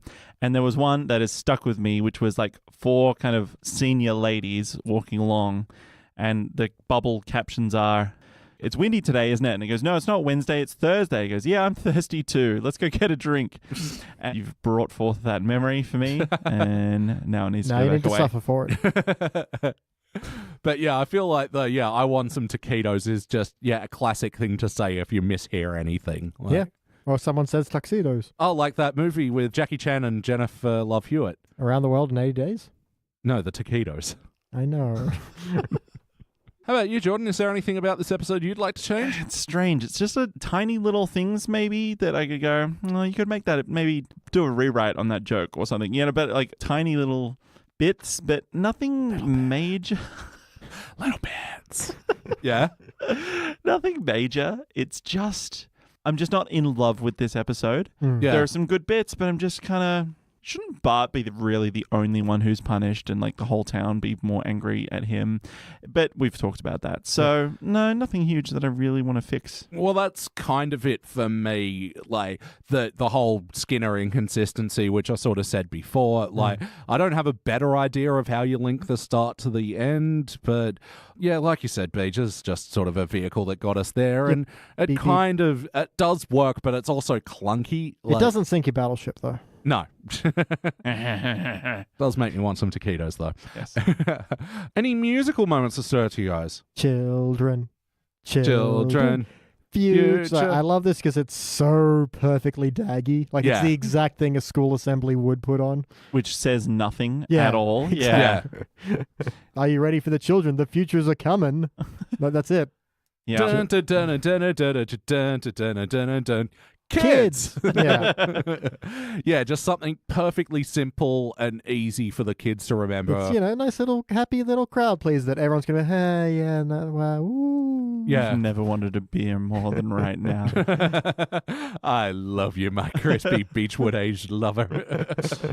I like his introduction of now, because the children are our future. Here are the children of Springfield Elementary with a song they call The Children Are Our Future. Children. Yeah. And it's just, for the next minute, it's just children, future, children. Yep. There's another, coming, whoa, whoa, whoa, hey, hey. There's another good bit of wordplay I liked at the end where it's like, we've got to get these old folks home to the old folks home. Yeah. There was some good little linguistic things in this episode. It was cute. Yeah, well done, Julie Thacker. Sharp as a thumb tacker. Yeah. Not like me. Yeah. BT, do you have any other notes? I have a lot, actually. Most of them are from the beginning, so let's go a little bit later. For starters, today's grass is too sharp, not like in my day. And then, man, so much in the beginning. I can't believe I haven't talked about beautiful gold, so silver, and shameful bronze. Yes. Oh my goodness. Yes. And especially in the context of our podcast, which ranks with metals. Like, how many times have we referenced that? Yeah, amazing. But he also doesn't know what to call a cubic zirconia, so fair enough. I also really like how this whole bit ends where he's like, who is with me? And it's just dead silence. Well, I don't care. It's my decision. Yeah. And one thing I also love about the whole Lisa's essay convincing them to bring the Olympics to Springfield is that she didn't really care. No, everyone else just wrote to the Backstreet Boys. Nice dated reference there, Lisa. It was current at the time, Elliot. Hey, they're still around. Yeah, but I mean, are they? Backstreet's back, all right. Yeah. Yeah. Well, I mean, I guess these days it would have been, oh, everyone else wrote to Fortnite. 5 seconds of summer. Yeah. No, they're even there. Like they've had their time in the sun. Stop. Just that beautiful pun. Let's stop 'cause I music. liked it. Cancel music. Yeah. I love how Homer's like, oh, yeah, I'm going to design the new mascot unless one of you jinxes me. No, we're rooting for you, Dad. Go for the gold. Shut up, shut up, shut up. And Wiggum's great little line, yeah, you'll be completely above the law. Women, guns, cash, whatever you want. I just love they have like a model standing there with guns and cash. Yes, you didn't quite understand. Here's what's on offer. Yeah. Oh, to have all three at once. That is the American dream. That's my dream. And how about you, Jordan? Any other notes? Abe is like, oh, we're back.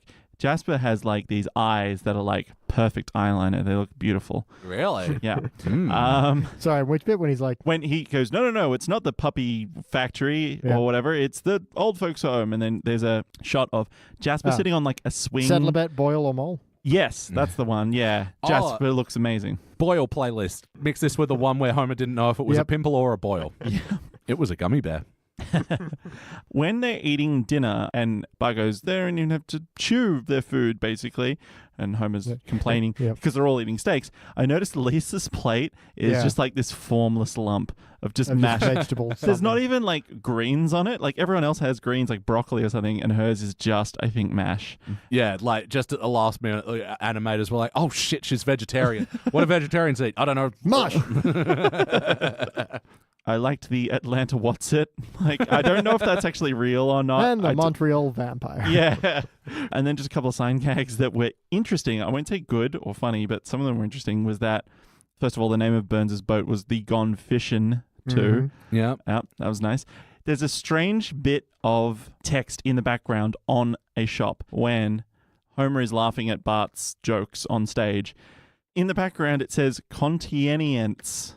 There's a shop, and I think it was supposed to be convenience at one stage, but they've spelt it CONTIENIENCE. Really? And I'm just like, what the hell was that going on? Or was it like incontinence, convenience? Like they've combined the two, but it's not quite right.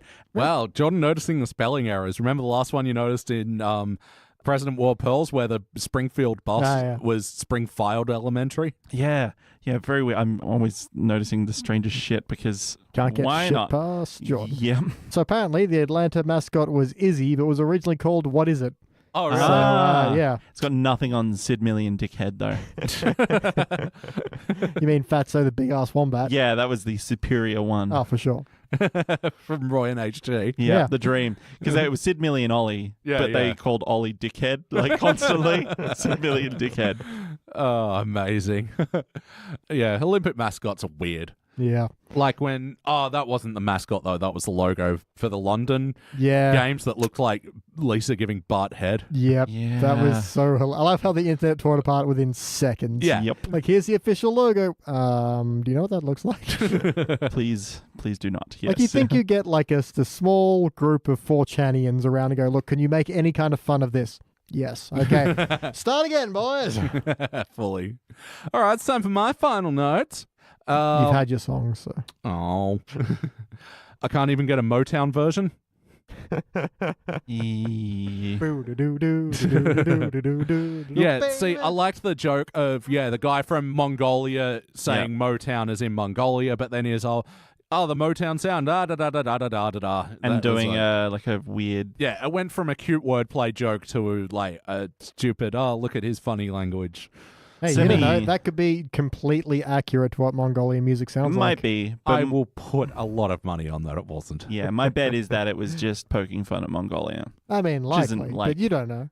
I don't, you're right. Yeah. Springfield cleaning up their act montage, which was nice, but the lap dancing one, I felt like, ugh. I think it's meant to be a misdirect. Like, they're going to take lap dancing and change it to something wholesome. Nope, it's just Lapland. Lapland dancing. I was expecting for them to go like slap dancing, like it was, that one like Morris dancing where you like hit your thighs and knees as you dance around. I think it was meant to be a bit of a misdirect show. It didn't quite land, I agree. Yeah. But, yeah, that was always my kind of take on it. But yeah, with Chief Wiggum shooing the rats away. Oh, Cinnamon, don't make this harder than it is. Oh, that was so sweet. Just one sad rat looking at him. Yeah. Oh, Rats Leaving Town playlist. Yeah. Put this with Mo and, okay, everybody tuck your pants into your socks. Yeah. I like Bart's Foghorn. Boring. Yeah. Foghorn playlist. Yep. Oh, an old Jewish man calls for some ipecac. Swallow my wedding ring and those pirates came aboard. Give me some ipecac. I'd like to expunge it. Yeah.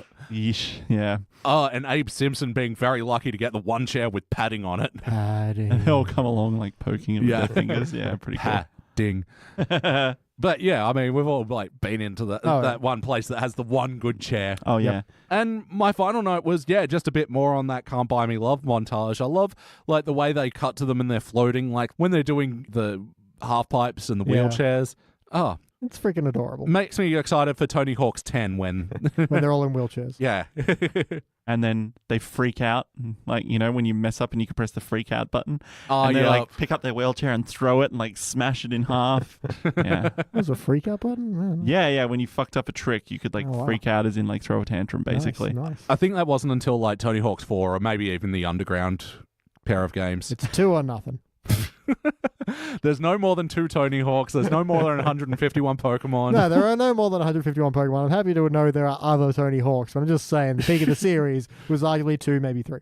I actually think American Wasteland was the best one, and a lot of people deride that game, and I don't know why. It was such a smooth open world with it. And, Didn't play it, so I don't know. Oh, it's so good. Out now on PlayStation 2. All right, well, I believe it is time to rank this thing. Jordan, your turn to kick it off.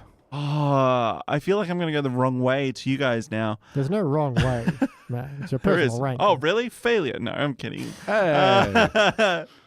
Look, you know what? I don't know if I liked it as much as the last one. And again, Really? I can't tell if that is pure nostalgia. I thought some of the jokes in this one were okay, but silly. Whereas in the other one, there were some that I'm just like, I love this joke so much. I think I have to give it a bronze. Like, I don't love it as much, and I can't objectively justify that. Let me just put that on the record. I know I'm probably wrong in For quotes. everyone, he put wrong in quotes. Yeah. Nice. So, but like, again, I have to go with my gut. My gut is saying bronze. Gotta obey the guts, man. Shameful bronze. Well, actually, this one I'm going so silver. Like, I gotta say, all the race stuff at the start of the episode wasn't the best place to get the episode on, and I know it was kind of the point in some bits, but also it was a bit more egregious in others. But ultimately, this is a fun ride, but not one that I'm saying excellent. I'm saying, yeah, it's good, it's great, whatever. So yeah, I'm giving a silver. BT. Yeah, I sat on Gilver the whole time, and it's one of the ones where my brain is like, look at the number of times you laughed, how well you laughed, how many notes you wrote down before they had to happen, how many times you laughed before they happened. Surely this makes it a gold. And the intestine is like, it's just not quite there. I don't know why. And it's one of those ones where I have no real problems with the episode, have a lot of fun with it, but I cannot give it that gold. So I'm on a so silver as well. I'm surprised. I don't quite know why it's not that little bit higher. The heart wants what it wants, and what it wants is a so silver. All right. Well, averaging out, this will be a dull silver. And this will be joining other such episodes as Simpsons Bible Stories, which we reviewed in our... Oh, yeah. That's also some fun, yeah. Yeah, the Vignettes of Vignettes episode. Strong Arms of the Ma, where Marge gets jacked. That keeps doing better than I remember. Yeah, and just beats the shit out of that person. Yeah. We do have that great 1-for-1 recreation of The Godfather. Yeah. Yeah, but also she rapes Homer. Yeah. Yeah. For an episode where that happens, it gets a pretty good ranking. Yeah. It's, But it does also have that cool bit where she like tries to go outside and it's like It's the all swirling spirally. purple vortex, right? Yeah, that bit was I pretty just cool. put your pearls in a drawer. That's what the floating head Oh, yeah, that comes right. out of the Yeah. vortex says. My God, do you even watch The Simpsons? Bro, do you even simp? It'll also be joining 500 Keys, one of my Good. favorite HD era episodes. Ditto. Pooty It's toot. like, isn't it like the second highest Yeah. HD episode? Yeah. Which at dull silver is pretty disappointing HD Simpsons. Yeah, well, It's that and Good, Sad, and the Drugly. Good, Sad, Yeah. and the Drugly is currently our highest at a dull gold. The Yeah. next one after that is Lisa Simpson, This Isn't Your Life, at a unanimous silver. And then in equal third place in the dull silver category, is 500 Keys and The Nedliest Catch, Oh, yep. where Ned and Edna become Nedna. And also Treehouse of Horror XXIII 23. I think that was the one we did with Jimmy and Phil. It starts out with the Mayan calendar. And yeah, then it's surprisingly a lot of fun. Yeah, black hole and stuff. Yeah. And the Zune. All right, guys. Well, it is time for a Classic Era episode. Woo-hoo. But before we move on to the Classic Era episode, which, by the way, is Old Man and the Lisa, continuing on with this. Lisa. Yeah. See? Yeah, weirdly enough, the classic one is the worst title pun out of all of them. So yeah, just before we move on, the other reason I decided to skip the HD Era episode today is because, once again, it is that time where we are getting the Wasteland Band back together. Woo-hoo! So maybe in about a month's time, we're going to record our Wasteland episodes, which, for those that are unfamiliar, it is when me, BT, and Jordan marathon a bunch of mediocre to bad episodes. Yeah. Yay. And we lose sanity. We get so angry at something that is a passion project of like hundreds of people coming together, and we just get to shit on it. Yeah. It's great fun. So yeah, our first Wasteland, we marathoned 7 Teens Era episodes in a row. And the second Wasteland we did, which was the HD Wasteland, where we did 8 bad HD episodes in a row. Yeah. But this one, we're going to do it a bit differently. We're going to do Season 30 catch-up because we haven't reviewed any Season 30 episodes yet. I was sort of waiting to see if the series was going to get renewed for more seasons, and it has. So that does warrant a new era for the 30s, a new 4th era. So, yeah, we'll do a catch-up in them in Wasteland form, and so we'll do 4 of those, and then we'll do 3 HD-era Treehouse of Horror episodes. Nice. What about the other 2? We've got to do one more than last time. We've got to do 9. Oh, my God. Doing 8 was painful enough. Doing 8 was difficult. Yeah. So I think 7 this time, because that's completely the understandable. Treehouse of Horror ones always take a bit longer. Sure. All right, so let's get on to the classic episode. This will be Old Man and Lisa. We'll be back.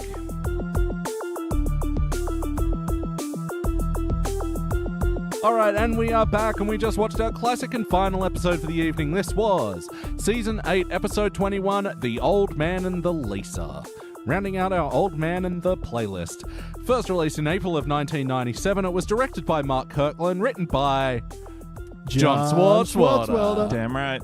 In this episode, come on at home, you know this one. This is the one where Burns goes broke and Lisa teaches him how to recycle and he claws his way back to the top with the help of little Lisa's animal slurry. Guys, what did we think? Shit, this one's good. Fucking love it. Damn. I love it so much. Like, my whole page is just up notes, and quotes that I love from this episode. Amazing.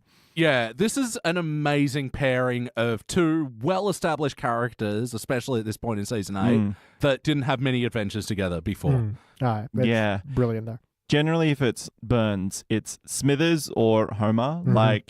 And to pair him with someone who's the diametric opposite of him in every kind of alignment chart you can think of. For real. It's so good. I'm so happy. Yeah. And, John Swartzwelder, he...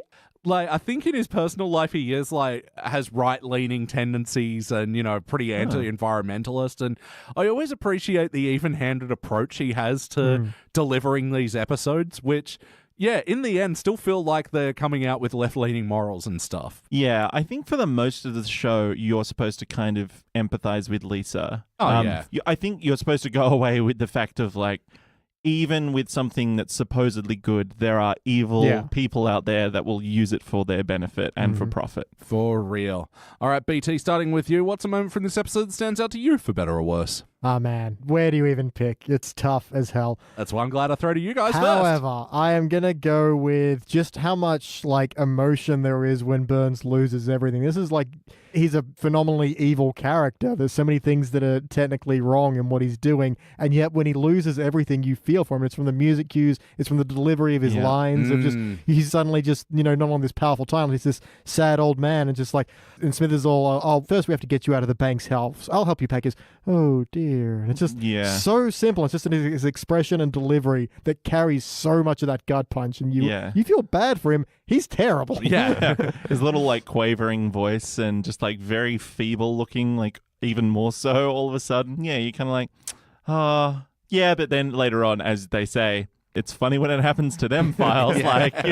He's been so evil for so long, it's kind of hard to maintain that. Yeah. And there's even a bit where, the grocery clerks are watching him try and shop, and maybe losing his money has made him lose his mind. Yeah. And on all seriousness, I think that did happen because he's suddenly so very incompetent, no longer having that command because he doesn't have the power and the money anymore. And maybe he is actually just suffering from some form of dementia just triggered by all that loss. But it's powerful stuff, and it carries a lot of heart for a character you should hate. Yeah, and like in that moment where, he's realized he's lost all of his money, they've showed him the graph with the very extremely down arrow, and he's like, for the first time ever, Mr. Burns is uncertain about the future. He just has that little, what'll I do? I made all the right choices. Yeah. Oh, you're just a bunch of yes men that were too gutless to say no. Yeah, absolutely, yeah, sir. Yeah. Yeah, the humanization of Mr. Burns in this episode, you're right, it's just so amazing. Especially when he's trying to win over Lisa as well. With his please. Little Doris Day-esque montage. Oh, is that what that's referring According to? to my sister, who watches all her movies. So.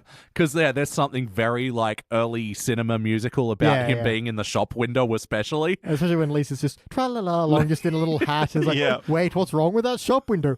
Please. No.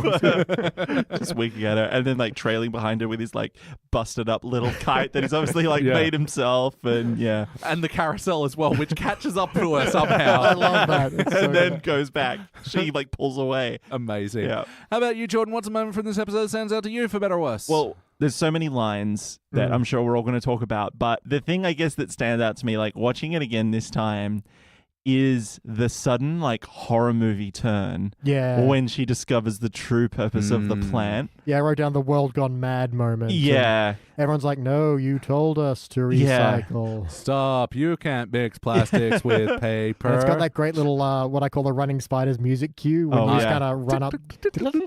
I don't know. I don't know if there's a word for that, but it's very like plucking the top of the strings just above the nut of the fretboard. Everyone doing it in different styles, different ways. Yeah. But that bit where he first shows her the OmniNet, and just her voice is like, oh my God. And then from there on, the lighting, it's like he's lit from below and she's shrinking back into his shadow and everything, and the lighting choices and the animation of it. It just is so unsettling at the drop of a hat, because before everything is nice and bright and there's, the stained glass wine bottle windows and everything's like pretty, and it just turns very suddenly. And that he doesn't get it either. What? Dynamiters need dynamite. Pigs need food. Engines need coolant. Yeah. I'm applying them all at a competitive price without wasting a single fish. And it's all thanks to you. I know. And it's such a great moment. All the parts of the slurry making, like it's all like torture device shit. Mallets, just mashing stuff. And I just love Lisa's, oh my God. It's just a spoonful of slurry or what else. It's so all purpose fucking tonic. Like. I love that it's insulation for low income housing. Pig food, truck coolant, and a powerful explosive. And just the last bit before it kind of becomes normal again, where she's like, oh, I can't get the smell of slurry out of my clothes. And it's really well done. Like the animation and everything, the music, the sound. That's what stood out to me on this viewing, because I'm like, that's just so well done. Also, the whole thing with the can rings thing was something that was set up at the very start of the episode. So this episode feels very purposeful as well. It was in threes as well, because I wrote that at the very start, because like, you have to cut these because fish get caught in them, and then when they're picking up the stuff, setup, like reminder and payoff. Yeah, it was really well done. So good. Yeah. Oh my goodness, what am I going to say stood out to me? Barney, I told myself this morning I wouldn't go and lick those windows. Lick that man's windows. He just like shuts it just halfway through. You're like, I'm sick of this. Yeah, look, I'm going to say, feeble Mr. Burns and him trying to help with Smithers' chores, and he's using like a fireplace tong to do the dishes. No, you just stay here and maintain your dignity.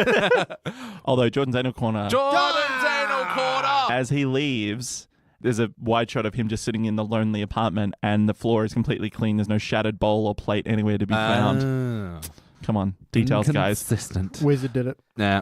But when he's going shopping as well, and I mean, the obvious reason why this scene stands out, but also something that I only just noticed on this viewing, where he's like going through Smithers' shopping list, and he tries to find the cereal for him, just showing like how Mr. Burns' brain work. He's like, even when he's trying to do someone else's shopping, he always relates it back to him somehow. Well, I mean, he doesn't think he's wrong, and that's like a line through the whole episode where he's like, no, I picked the right choices, and this is what I know is right. And even in the point where he's in the bus, And Barney's like, aren't you that guy everybody hates? He goes, no, I'm Mr. Burns. Like, he's so oblivious. Yeah. That Oh, he he gets is... on the bus. Grocery store, please. I'm shopping. I do love it. I'm riding a bus. But yeah, so the supermarket scene as well. So yeah, why is Krusty buying his own cereal first off like that? I mean, wouldn't you buy, Elliot O's? But he's like looking at it, like he's contemplating buying it. Like He's like, wait, I got to make sure this isn't the one with the Ebola horrible... virus. The Haunter yeah. virus. Oh, no, I was going to say the one with the... Jagged metal. Jagged... Oh, yeah. yeah. And of course, who could forget ketchup and catsup? He's talking to the ketchup now. Ketchup? Catsup. Ketchup? Catsup. Are you here to help me with my ketchup problem? Yeah, I mean, how much has this been quoted over the years? And does anyone know what catsup actually is? Slightly Is it more sugary? Spanish ketchup. Well, actually, I didn't know there's a difference between ketchup and tomato sauce. Yeah. Something That like ketchup has vinegar in it. Tomato sauce is way superior, clearly. Really? I mean, that's just my opinion. at me ketchup. Here in Australia, we use tomato sauce, Elliot. Tomato. It's a bit of Tom sauce, mate.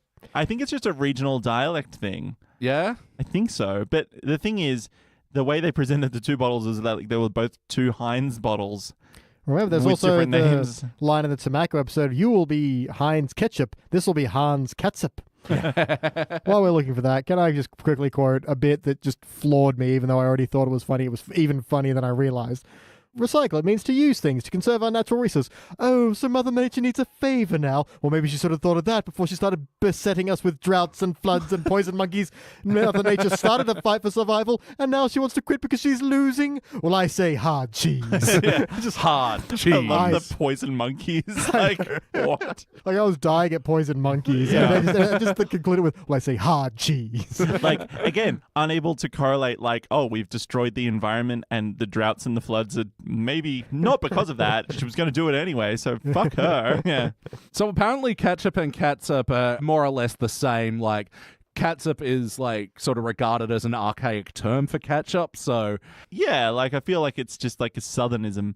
But yeah, I assumed they were still the same pretty much. yeah, I'll do a little bit more research in the editing bay, and unless editing bay Elliot Jay has something else to say, We'll move on our way. yay! And to the play count question, how many times before today have you watched this episode? A slurry's worth. Yeah, we're into the season that I really love. Like, I have a very big soft spot for season 8. I know it's starting to get whack, but season 8 is one of my definite faves, so a lot. Yeah, this is probably the last season where I was videotaping every single episode, and yeah, I've returned to this one countless times, well in excess of 50. So, Wacky Nurse, let's talk about some of the wacky cartoony things. We now return to Colonel Dracula joins the Navy. Colonel? Blah. So good. Excellent. I love that fucking- it's just a background joke, Yeah. too. Yeah, Like, yeah. Well, also that it's the detail of, like, Marge is awoken by the garbage stirring in the kitchen and she walks down and Homer and Bart are passed out. Clearly been up all night watching B-movies Yeah. along the line of Colonel Dracula joins the Navy. Just the simplicity of Colonel? Blah. the wackiness of, Homer, why didn't you tell me that Mr. Burns is broke and lost the plant? He goes, oh, I can't remember everything. You told me about that candy bar you found 3 times. Wow, Dad, you found a candy bar? Oh, gather round, children, for I will tell you a tale. You see? Yeah, Homer getting cut off from a ridiculous story. What was the Lenny one? So why did Lenny bite you? Well, Well, I really left him no choice. You see? Sorry, I just realized before you were talking about recycling, like recycling, and it goes to his bit of Yeah. the dictionary. I love how it pauses on all the R words, but I love the detail of the next sentence he uses. Oh, you delightful little ragamuffin, because Yeah, it ragamuffin was has in been the- in the yeah. dictionary. He So he's went like, through it mentally. Yeah, I like that bit. I like that rah was in his dictionary as well. yeah. But yeah, oh no, his stock ticket was up to date, but you saw he hadn't looked at it Since, because it was 1929, and that's why Yeah. there was a cupboards full of just like I the was ticket tape. Oh no. Smithers, why didn't you tell me about this stock market crash? It happened 25 years before I was born. Now that's your excuse for everything. I don't know if I've said it on the podcast yet, but Nick from Pods in the Key of Springfield, who will actually be joining us next week, he gave us a suggestion for what to call the era of the season 30s Simpsons, which was the Depression. It does work. 'Cause, Yeah. we will fall into a deep depression. Oh, yes. We have some troubled times ahead. It's like if any people have had the trouble of like having someone on life support And you're like, do we keep them around or do you just pull the plug? And, you know, when it happens, are you relieved or are you like sad that they're gone? And then you feel guilty that you feel relieved. And Yeah. Like, I know these people have to have their livelihood depends on this show, but it's just, you got to let it go. You got to move into acceptance that it's not what it once was and it's in a better place now. No, I only feel sorry for like the support staff who have to like bring to life the thing that these shitty writers fucking put out there. Do you think, though, the writers are forced to come up with, like, I need your concept by next Monday? You better fucking have it on my table or you're fired. I have no idea. And then maybe it's the producers or, like, the studio that is like... Well, I mean, that's a fair point because I think we've noticed several times with the new episodes, and it's the kind of thing that classic Simpsons used to make fun of them for is, like, these cheap and cheesy tie-ins, like that fucking Project Runway one a few weeks ago. And oh, yeah. Or even when they're like, stories for years, wedding after wedding after wedding, and one's Selma and Grandpa, and then that happens. Yeah. Wait. Yeah, Selma and Grandpa get married. What? Yeah. In the episode called Romy Old and Julie Eh.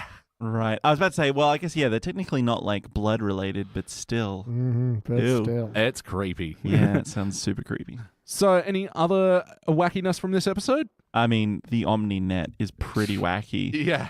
The fact it's like pulling in whales and Yeah, it's stuff. like the first thing that it pulls in as well. Yeah. It sweeps the sea clean. Like, how is that a profitable business model? Like, I mean, you're going to kill all the wildlife around that area, and your plan is stationary. So what's the plan here, guys? Well, yeah, I mean, he sold the business. That's for the fish stick company to true. worry about now. That's true. Maybe they got enough slurry to make fish sticks for the next 10 years. Yeah. They can let the ocean repopulate. Homer drinks like probably, I'm guessing, like 23 beers in That's one all sitting. the recycling I can do for this day, honey. Oh, but if you give one more, I'll have a full bag. Daddy doesn't feel so good. Why don't you go to the old folks' home? They practically live in their own filth. Oh, good idea. Thanks, Dad. You're welcome, honey. It just like passes out. I love that his eyes are so red and bleary, and it's like the same as when he's had like his 4 simultaneous heart attacks later in the episode. Oh my God. The way that Homer drops after she rips up the check. Because like, I just love the staging of it because Marge kneels down and like to fill the screen. So Homer's head and shoulders are off screen and he's in the background and you just see him pass out. It's so good. I'm so glad they did it that way. Yeah. Oh, so Jordan, you've got math brain. Sure. What percentage of 120 million is 12,000? Oh, it's 12. Oh, that's like, so it'd be 10% divided by 1,000. So yeah, 0.01%. Yeah. Yeah. Oh, Homer, you and your poor math. They kept him alive. We really could have used that $12,000, honey. I know. Damn it, Lisa. Take the money. You're not making Mr. Burns weaker by refusing it. But she's got ethical standards. Yeah, ethical standards that don't make sense. Yeah, but They don't make dollars either. Hey-oh. Boom. Sounds like you're thinking about profits, man. sounds like You're working for your car, man. Contemporize, man. Shine on, you crazy diamond. Always enjoy a good Pink Floyd reference. Yep. Pink Floyd playlist. Yep. Oh, yeah. And that the recycling plant was called Uriah's Heap. Uriah Heep was a prog rock band in the 70s. Oh, nice. Yeah. So how about the heart of this episode? Did you guys feel any bumps? Again, it's more the sympathy for Mr. Burns and Lisa believing in something and just having it go so wrong. Just fucking backfiring. And the fact that she is getting so upset when her family is making fun of Burns and like, he went from stinking rich and now he's just stinking. Although, Marge's zingers are beautiful. Yeah. It was so good to see Marge get the laughs then and like... Even Homer was like supporting, like, oh, wow, 2 for 2, honey. Oh, you are bad, Marge. Yeah. It's so good. No, he's changed. Yeah, he's broke. Like, Lisa is trying to defend him. Because she believes in his redemption. And for him to just, like, crush her little spirit like that, so cruel. Well, again, he doesn't even know he's doing it. Yeah, Marge and Lisa at the end as well, obviously, because Marge is also conflicted, and I like that Lisa is like, oh, I can't take this money, can I, Mom? Like, cause she knows that that Marge is like the emotional center, I guess. And that Marge comforts her and doesn't make her feel bad about it is very sweet. Yeah. Oh, you did the right thing. You followed No, your you conscience. didn't. I'm sorry. Take the $12 million, put $10 million into a recycling program. You still have $2 for your family. That'll set you up for life. That does better than letting Mr. Burns keep $12 million. It's practical, Lisa. God damn it. But then we don't reset back to zero for another wacky adventure. It's true. It's true. Yeah, so it is a different kind of heart in this episode, but the big heart moment for me, as an old school wrestling fan from the 90s, was Bret the Hitman Hart. Yeah. Triple H. Different wrestler. No, it is too. I was thinking about that after I said one. Wait a second. That's only 2 H's. Hitman Hart. Triple H wasn't even in the Hart Foundation. And the Shrieking Sheik is 3 doors down. Yeah.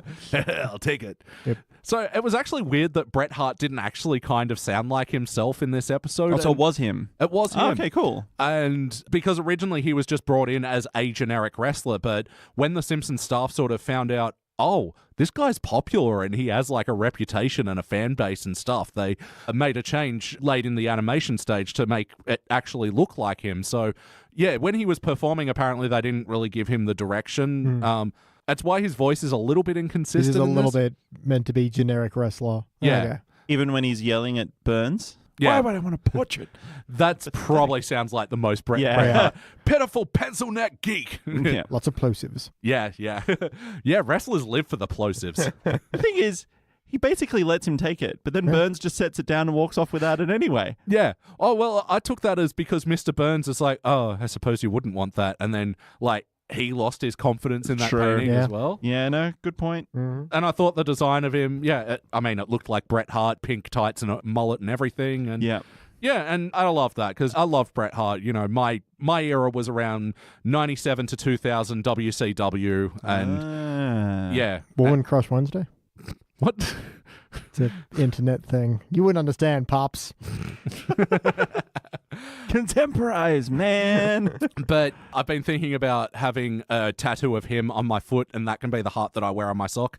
All right, cool. It's board approved. Yep. So ultimately, though, guys, did this feel like an episode of The Simpsons? 110. Yeah. Yes.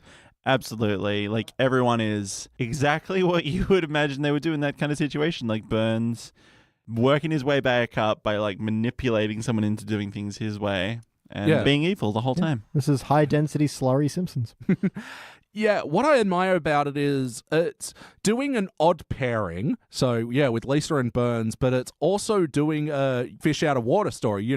We've had this. Yeah, it's in the six-pack. Hey! But yeah, we've had, Mr. Burns only being rich, and it's like a simple premise for an episode then. What if rich guy was poor now? But they really took it to an original place. Yeah, I know. Kind of a weird thing structurally is how short the third act is. Yes. But I also like, because it's just such a big surprise, you really don't know where this is going to go. Yeah. Yeah, I think it still works. It just feels surprisingly short, but I only kind of really noticed it this watch. So maybe normally when I wasn't paying that much attention, it wouldn't feel so odd.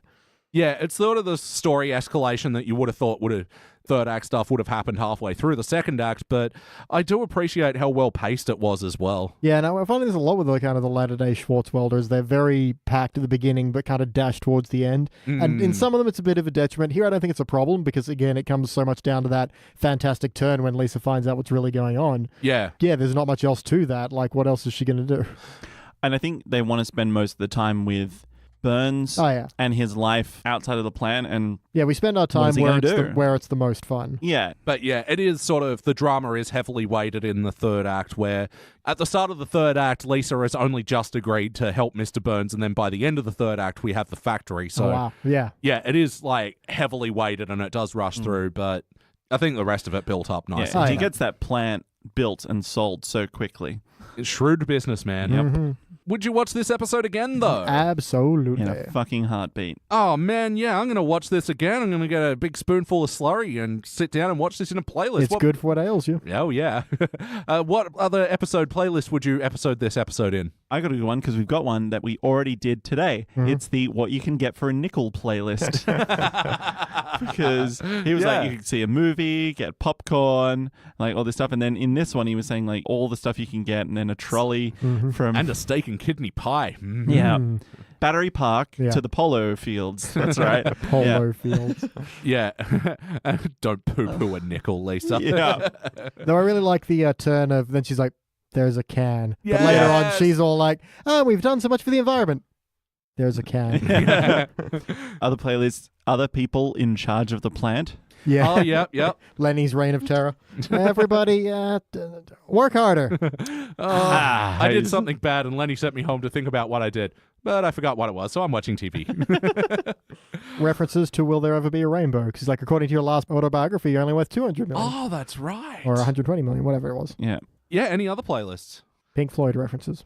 Yep. Smithers apartment references. Yeah. Yeah, I do like the Malibu Stacy's up in the wall. Yep. Maggie, more intelligent than her age. Yeah. He's like, I need to speak to your daughter. Oh, you mean Maggie? And yeah, she shoots him the finger guns. She finger guns him. And they go, oh, yes, the child that shot me. No, I mean your other daughter. I love the lead into that. So Homer opens the doors. Sir, we've never met before, but I am C. Montgomery Burns. Yeah, because after Who Shot Mr. Burns, that was sort of effectively the end of, Mr. Burns not being able to recognize Homer Simpson. Yeah, because so, now they've called attention to it. It's no longer funny. Yeah, but, the little subtle ways that they did that in the future like that, that was funny. BT, what would you like to change about this episode? Oh, man. I would just make it longer because I don't want to cut anything so we can have a longer third act, but add another 5 minutes. I think there'd be some fun of Lisa trying to get people to stop recycling. Yeah. Again, it's not a problem that it's such a rushed ending. It just feels like there's more. There's, something going to be on the cutting room floor or the script that never got a chance to become even, a storyboard. Yeah. And I'm just kind of curious what that was. But no, everything else is so good. It moves so fluidly and it's great. Jordan? Yeah, I'm the same. Like, fuck, what do you change? It would only be to add more stuff. Like, for example, it'd be great to have a midway point where Lisa does take money, like, because she gets a handful of coins first, and then she gets offered the $12 million at the end. There's nothing between the two. But I was thinking in the middle, like, a reasonable amount of money that enables her and the class to go on the trip to Albany. Oh, yeah. And have more of, like, Skinner in that part as well. Was Skinner taking them to Albany for steamed hams? I would assume so.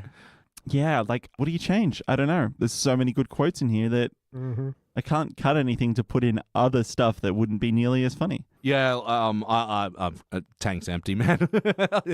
Like, I'm not good enough to make this episode better, and I think this episode is pretty fucking great. Yep. Any musical moments that stood out to you guys? No, I don't think there was much. Not a song from Mr. Miley Cyrus Sr.? No. Oh, yeah, that's right, when they're doing line dancing. Yeah. Did forget about that. I just love the tacky, achy, breaky heart playing while it's just the saddest, most slow-moving seniors. Yeah. The one guy is like, come on, Mr. Burns, get in the spirit. Yeah. I love how there you go. I love how that looks like a young, like, Ron Howard.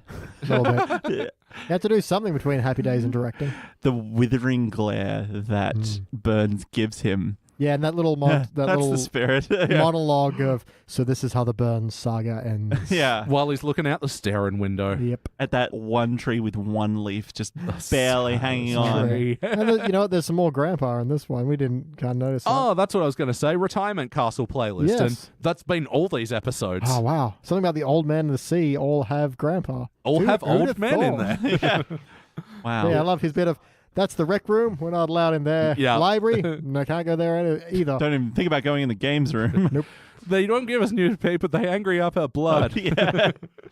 The Simpsons is never one for like the, I don't think like the aspiring director to put in all types of visual metaphor in. But there is a little bit in this episode, like the single leaf on the tree, like just barely clinging on to the thing. But at the very end as well, your fish trapped in the plastic net gave him an idea, and he holds up the plastic net, and you can see Lisa's face outlined in the like now the she's six pack. Trap. Yeah, right. So there's a lot of like visual stuff, but it's very clever, and you don't usually expect that from The Simpsons. It's usually just like framing the shot so they can tell a joke. Yeah. So yeah, I was quite pleased with that. No, that's an amazing thing. Yeah, I didn't even think that deeply into it, but you're right. That's like everything in this episode feels so purposeful. Like, Yeah, I mean, again, we have the bit with the spineless yes men, and then when he's staring out the window going, well, I'm ruined because of all those yes men. And then you hear Lisa's shrill, annoying voice. yeah. Shrill, disagreeable voice. Yeah, that voice, that shrill, disagreeable voice. Yes. All right, we're in the final stretch. BT, do you have any other notes? What a load of garbage. I'm ecstatic. Yeah. And I'll be brief. family, religion, friendship. These are the 3 demons you must slay in order to succeed in business. And your sentence talking about businesses. I'm screwed. Yeah, I do love the posters in the background of that scene where like, I'm high on capitalism. Yeah. It's the best way to get high, baby. Up with business. Yeah. Oh, yeah. Line my dad really likes his, boy, why aren't you making any business deals? I'll do it this afternoon. That is so Simpsons broke Yep. my brain. Like, Yeah. I always think about that. Jordan, any other notes? Yes. A wackiness I forgot about when Marge wakes up and her hair is half flat and she just kind of brushes a little bit and it goes. Yep. Oh, my favorite one, and I quoted it before the episode. He goes, Smithers, I'll handle this. Shut up, little girl. Yeah, that's his solution for that problem. Yeah. Shut up, little girl. He says it so nicely. And then the last are just 2 quotes that are also my Did you favorites. Yeah. Motivation, huh? Well, if you meet this week's quota, I'll take you to the most duck-filled pond you've ever laid your eyes on. Oh, hot diggity. And they're all just like, Oh, that working is so such a fast. good incentive. I'd love to go Yeah. to a really duck-filled pond. Yeah, Wow, exactly. look at all those ducks. They're practically filling that pond. Yeah. And the other one, I can't remember what Lisa originally says, but she's like, see? And then Marge is like, Lisa, nobody likes a gloater. Right, Homer? Right. See, Lisa? See? Yeah. Yeah, when Mr. Burns is getting back on his feet, she's Oh, like, yeah. see? I told you people say, see? And it's time for my final notes. Oh, Elliot's final notes. abbreviated theme song. Yeah, the Barney, aren't you that guy that everybody hates? Again, another fucking memed moment. Oh, yeah. Yeah. Yeah, I know the Simpsons Against Liberal page loves that one. Aren't you that guy with that everyone hates? No, I'm Andrew Laming. By the way, for our international listeners, the Liberal Party Oh, yeah. is not like the standard definition of You see, in liberals. Australia, everything is upside down. So our Yes. conservatives are called the Liberal Party. But it's capital L liberal, but they Yeah. are not small L liberal. No. No, that's right. Mm. Oh, I liked how, when Mr. Burns is starting to make some headway with the recycling stuff, that, he's investing in himself and, takes his first 5 cents and invests it in a nail and a stick Yep. to improve productivity. Very smart. Yeah. Very business. Well, it just shows a natural progression without doing like a wacky montage. It's totally practical. Yep. Yeah. The man who stole Christmas from 1981 to 1985. Yeah. It's impressive. Yep. It's hard to steal Christmas. It's very big. And that's all my notes. It's time to rank this thing. BT. I'm on a cubic gold, and I'm figuring out where exactly on that I am. It's such a good Mr. Burns episode, but is that cubic good? What do you think, Guts? Oh, we don't know. We just want more tacos. You're no help. I'm gonna say cubic, but I reserve my right. It's just to blurt out something later. Jordan. I have to go with my guts, and my immediate reaction was cubic because I love so many quotes from this episode. And again, viewing it this time, and like I was talking about with that reveal of what the plan is actually for is so well done, and I Yeah. like it so much more now that this is just very dear to my heart. Is it essential? I think so, because I think how many prior episodes have we seen Mr. Byrne lose everything and build it all back up? And it's a very well-structured story. Yeah, I'm and- trying to convince myself at this point And as if well. you have, this is probably the first one where we've had a Lisa and Burns, or like a different combo for Burns that is pretty iconic. I think the problem with thinking of cubic zirconia as essential is it's hard to think of latter day as being essential, because you think as essential as being your foundation, your building blocks, whereas is this one that basically could not be improved, and I very much would argue no, it couldn't be. So, but I'm still not certain. Damn your intestines, make up Because your you mind. kind of do need representatives of this is what mid to late classic Simpsons is too. Like, this is all the building blocks, but then this is what they did with that Yeah, once foundation. that foundation is because you built, know about Lisa what and you heights know can you about reach? Burns, and this is what would happen if you put the two in a room together, essentially, and the results are hilarious. Yep. Yeah. Look, I'll be honest, I was flipping between cubic and gold for the whole thing. I am going to go with cubic. Maybe if we just watched the episode and we ranked just going off watching the episode without the discussion, I may have gone gold. But honestly, in this discussion, I'm like really appreciating how much work The Simpsons did in this episode. And especially with the unusual pairing of two characters that, although polar opposites, go extremely well together. And how organically they came together and how it worked out. And Yeah, and my complaints with this episode are so minimal, and if we're talking, essential Simpsons to watch, I mean, don't watch this one first. I think you need to watch a few more Mr. Burns' Actually Rich episodes for this one to carry the weight that it does, because it is more for the seasoned fans, but Cubic for me. So you're sticking with Cubic, though? I am. It's so well put together, and those moments of the world gone mad for Lisa and the big reveal is just so powerful and potent. And again, I come back to the first point I made on this discussion, which is how much sympathy you get for Burns simply through the delivery of lines, the music cues, and everything else, and it works so well. So the roller coaster that you go on kind of emotionally, because it goes through so many different twists and turns about like, oh, I hate this guy, oh, I want him to succeed, and then oh my God, he's a monster. Like, you to pack that into kind of he's so 22 minutes. He's so much more of a monster at the end than at the beginning because he clearly doesn't get the problem. Yeah, and that's what Lisa says even, right? She says, like, when you're trying to do good, you're even worse. That's powerful stuff. All right, well, this will be a unanimous Cubic Zirconia. And it will actually only be the second unanimous Cubic Zirconia from Season 8. Yeah, these tend to be like dull cubics or shiny golds, right? Most of these, Season 8. So the other unanimous Cubic Zirconia from Season 8 was Brother from Another Series. Cecil. That is Cecil, amazing Sideshow episode. Bob and all that. Yeah. And let's just quickly see some cubics that we did with you, Jordan. Brush with Greatness. Yeah, so good. Yeah, with Ringo and the painting. We were talking earlier about the different kinds of failure, but like the different kinds of cubic as well. And that is, I think these are two polar opposites almost of like Brush with Greatness is like cute story with like fun little jokes, but this is like serious, like they've matured. The acting and directing is all very on point. Homer the Heretic, where Homer stops going to church. Fuck, that's good. Lisa the Beauty Queen, which we were just talking about earlier. About how I gushed and gushed and gushed. Oh, you gushed. New Kid on the Block, the Laura Powers episode. He's just a kid. Just a kid. Bart, come get your jammies. Laid out your jammy jams. The Springfield Connection with Marge the Cop. Yep. Oh, Bart sells his soul. Yeah, that was Season 7. Yeah, that was unanimous. I remember that was the very first one I did. Oh, it was too, wasn't it? It's the very first, the introduction of Jordan Frost. Oh, God. That's probably still like my favorite episode. But anyway, keep going. Yeah, I love that one. All right, guys. Well, that about does it for the Simpsons Index. But before we get out of here, we like to talk briefly about some things that we're into that are outside the Simpsons. So books, TV, film, music, podcasts. What are you into? BT, we'll start with you. I'm going to recommend 2 YouTube channels real quick. So one is Racevic. I'm going to read this out. Raycevick. He kind of does retrospectives on video games and stuff, talks about story and how their various, new elements they put in, what was the trend at the time, and it's pretty fascinating stuff. Also does a really good kind of quick dive on the Doom 2016 soundtrack. I think it's also a really interesting soundtrack worth checking out in its own right. And also Girlfriend Reviews is a... You're gonna have to explain this a little bit because it sounds. I will. Okay. You freaking perv. This sounds like it could go down a dark path. Yeah. It's this girl on YouTube who reviews what it's like to live with her boyfriend when he's playing various video games. Okay. So it's like it's a unique and fresh take on how to review video games, which I didn't think was possible anymore. And it's just real cute and entertaining. So check that out. They're doing very well for they've kind of exploded very quickly. So good for them. Wonderful. I just dropped my phone.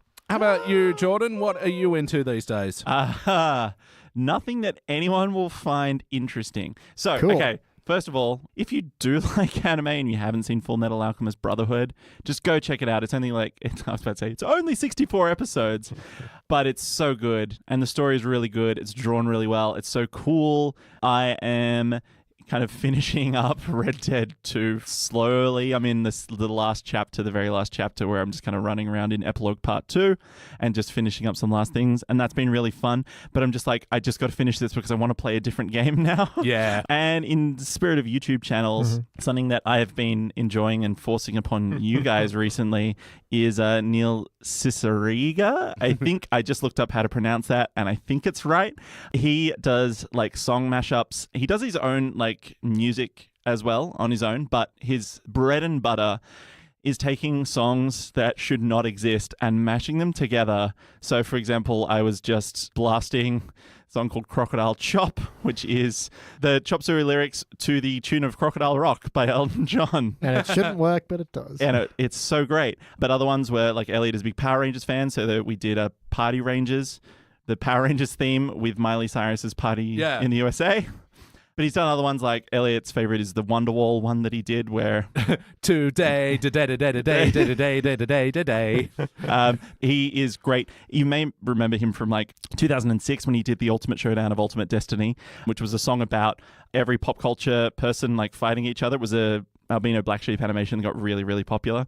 And since then, he's made a bunch of music and did like Potter Puppet Pals, Ariel Needs Legs. He did a bunch of stuff that you may recognize and go, it's all by the same guy. And he's just so fucking talented and I love him. Yeah, I first heard about him from the Hottest 100s and Thousands guys who put his version of Wonderwall when they had to review a Wonderwall because they were like, fuck this song. Yeah, good. And I realized we can actually play his music without fear of retribution because he's not himself allowed to sell most of his music because it's all mashups and, licensed material. So he mostly gives it away for free. Well, let's hear it now.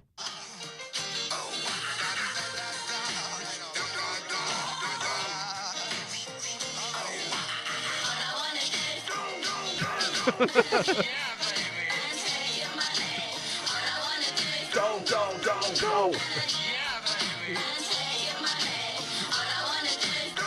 Yeah, you get the idea. Yeah. But as far as recommending things that you might not have heard of, there's a podcast called The Grub.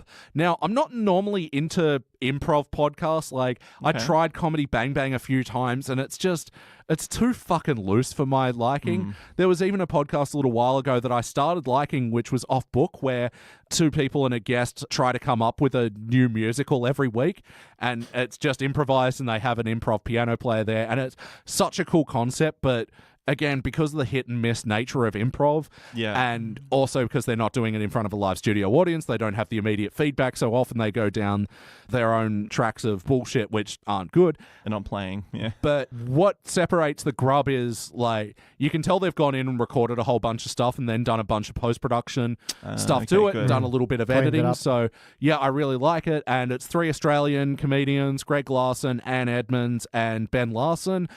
Ben Russell.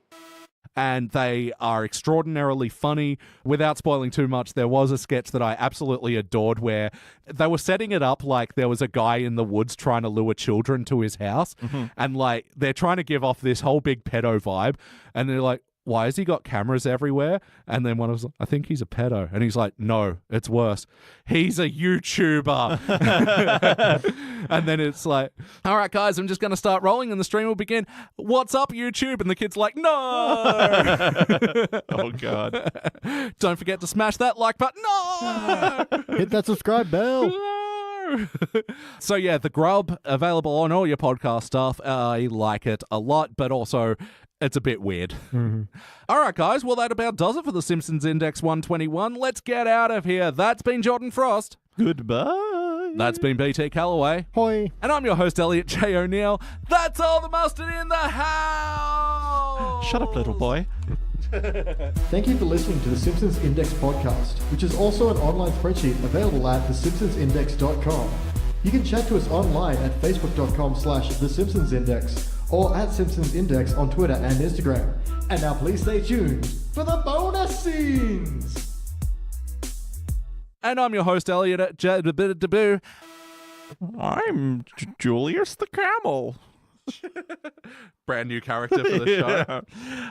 Yes, I'm the wacky sidekick. So guys, what did you think?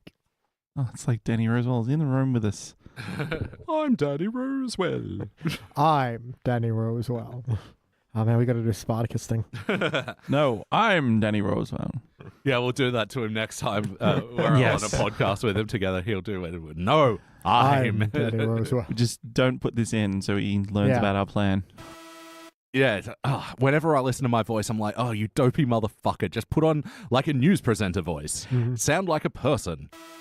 Around the time that, we got Optus Vision in our house and Foxtel later and... You were just seeing, like, cheetah and giraffes everywhere?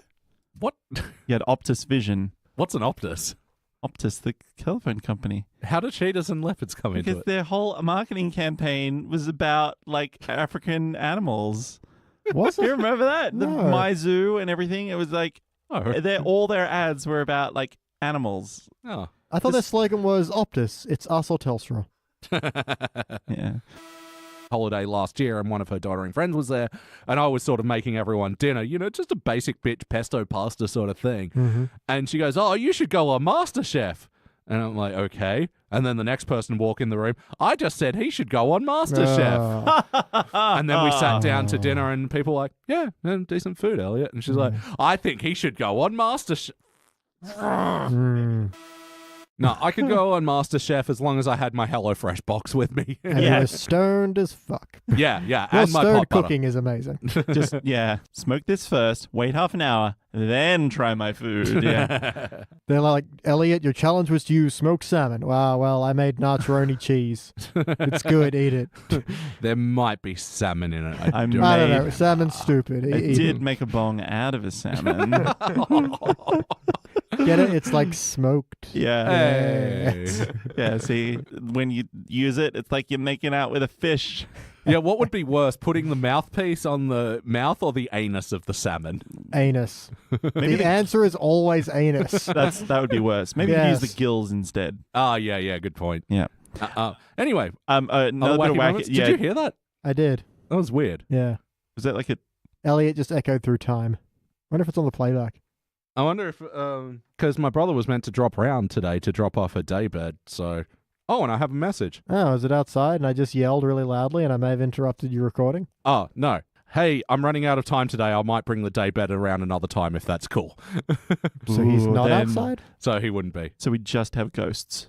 That Yeah. sound like Elliot. Okay. Hey, I'm going to design the new mascot unless one of you drinks me. No, unless one of you jinxes me. No, we're Who's just like it's like not squatting, but like pressing, or what do you Yeah. call it? Clean and jerk. He's clean and jerking a huge amount of weight. Yeah. Well done. They need to contemporize, change her to Little Deb, and Lil- give her some Lil face Deb. give her some face tattoos, Yeah. and yeah, be all good. Make that chick's face look like she was a desk in detention. And I think that'll be good. But is it too loud if you do this? Nice. Is it too loud if we do this? Yes. That was quite loud. Yeah. No. Okay, well, there we go. I have a new metric. What up, milkshakes? Stay fresh, cheese bags.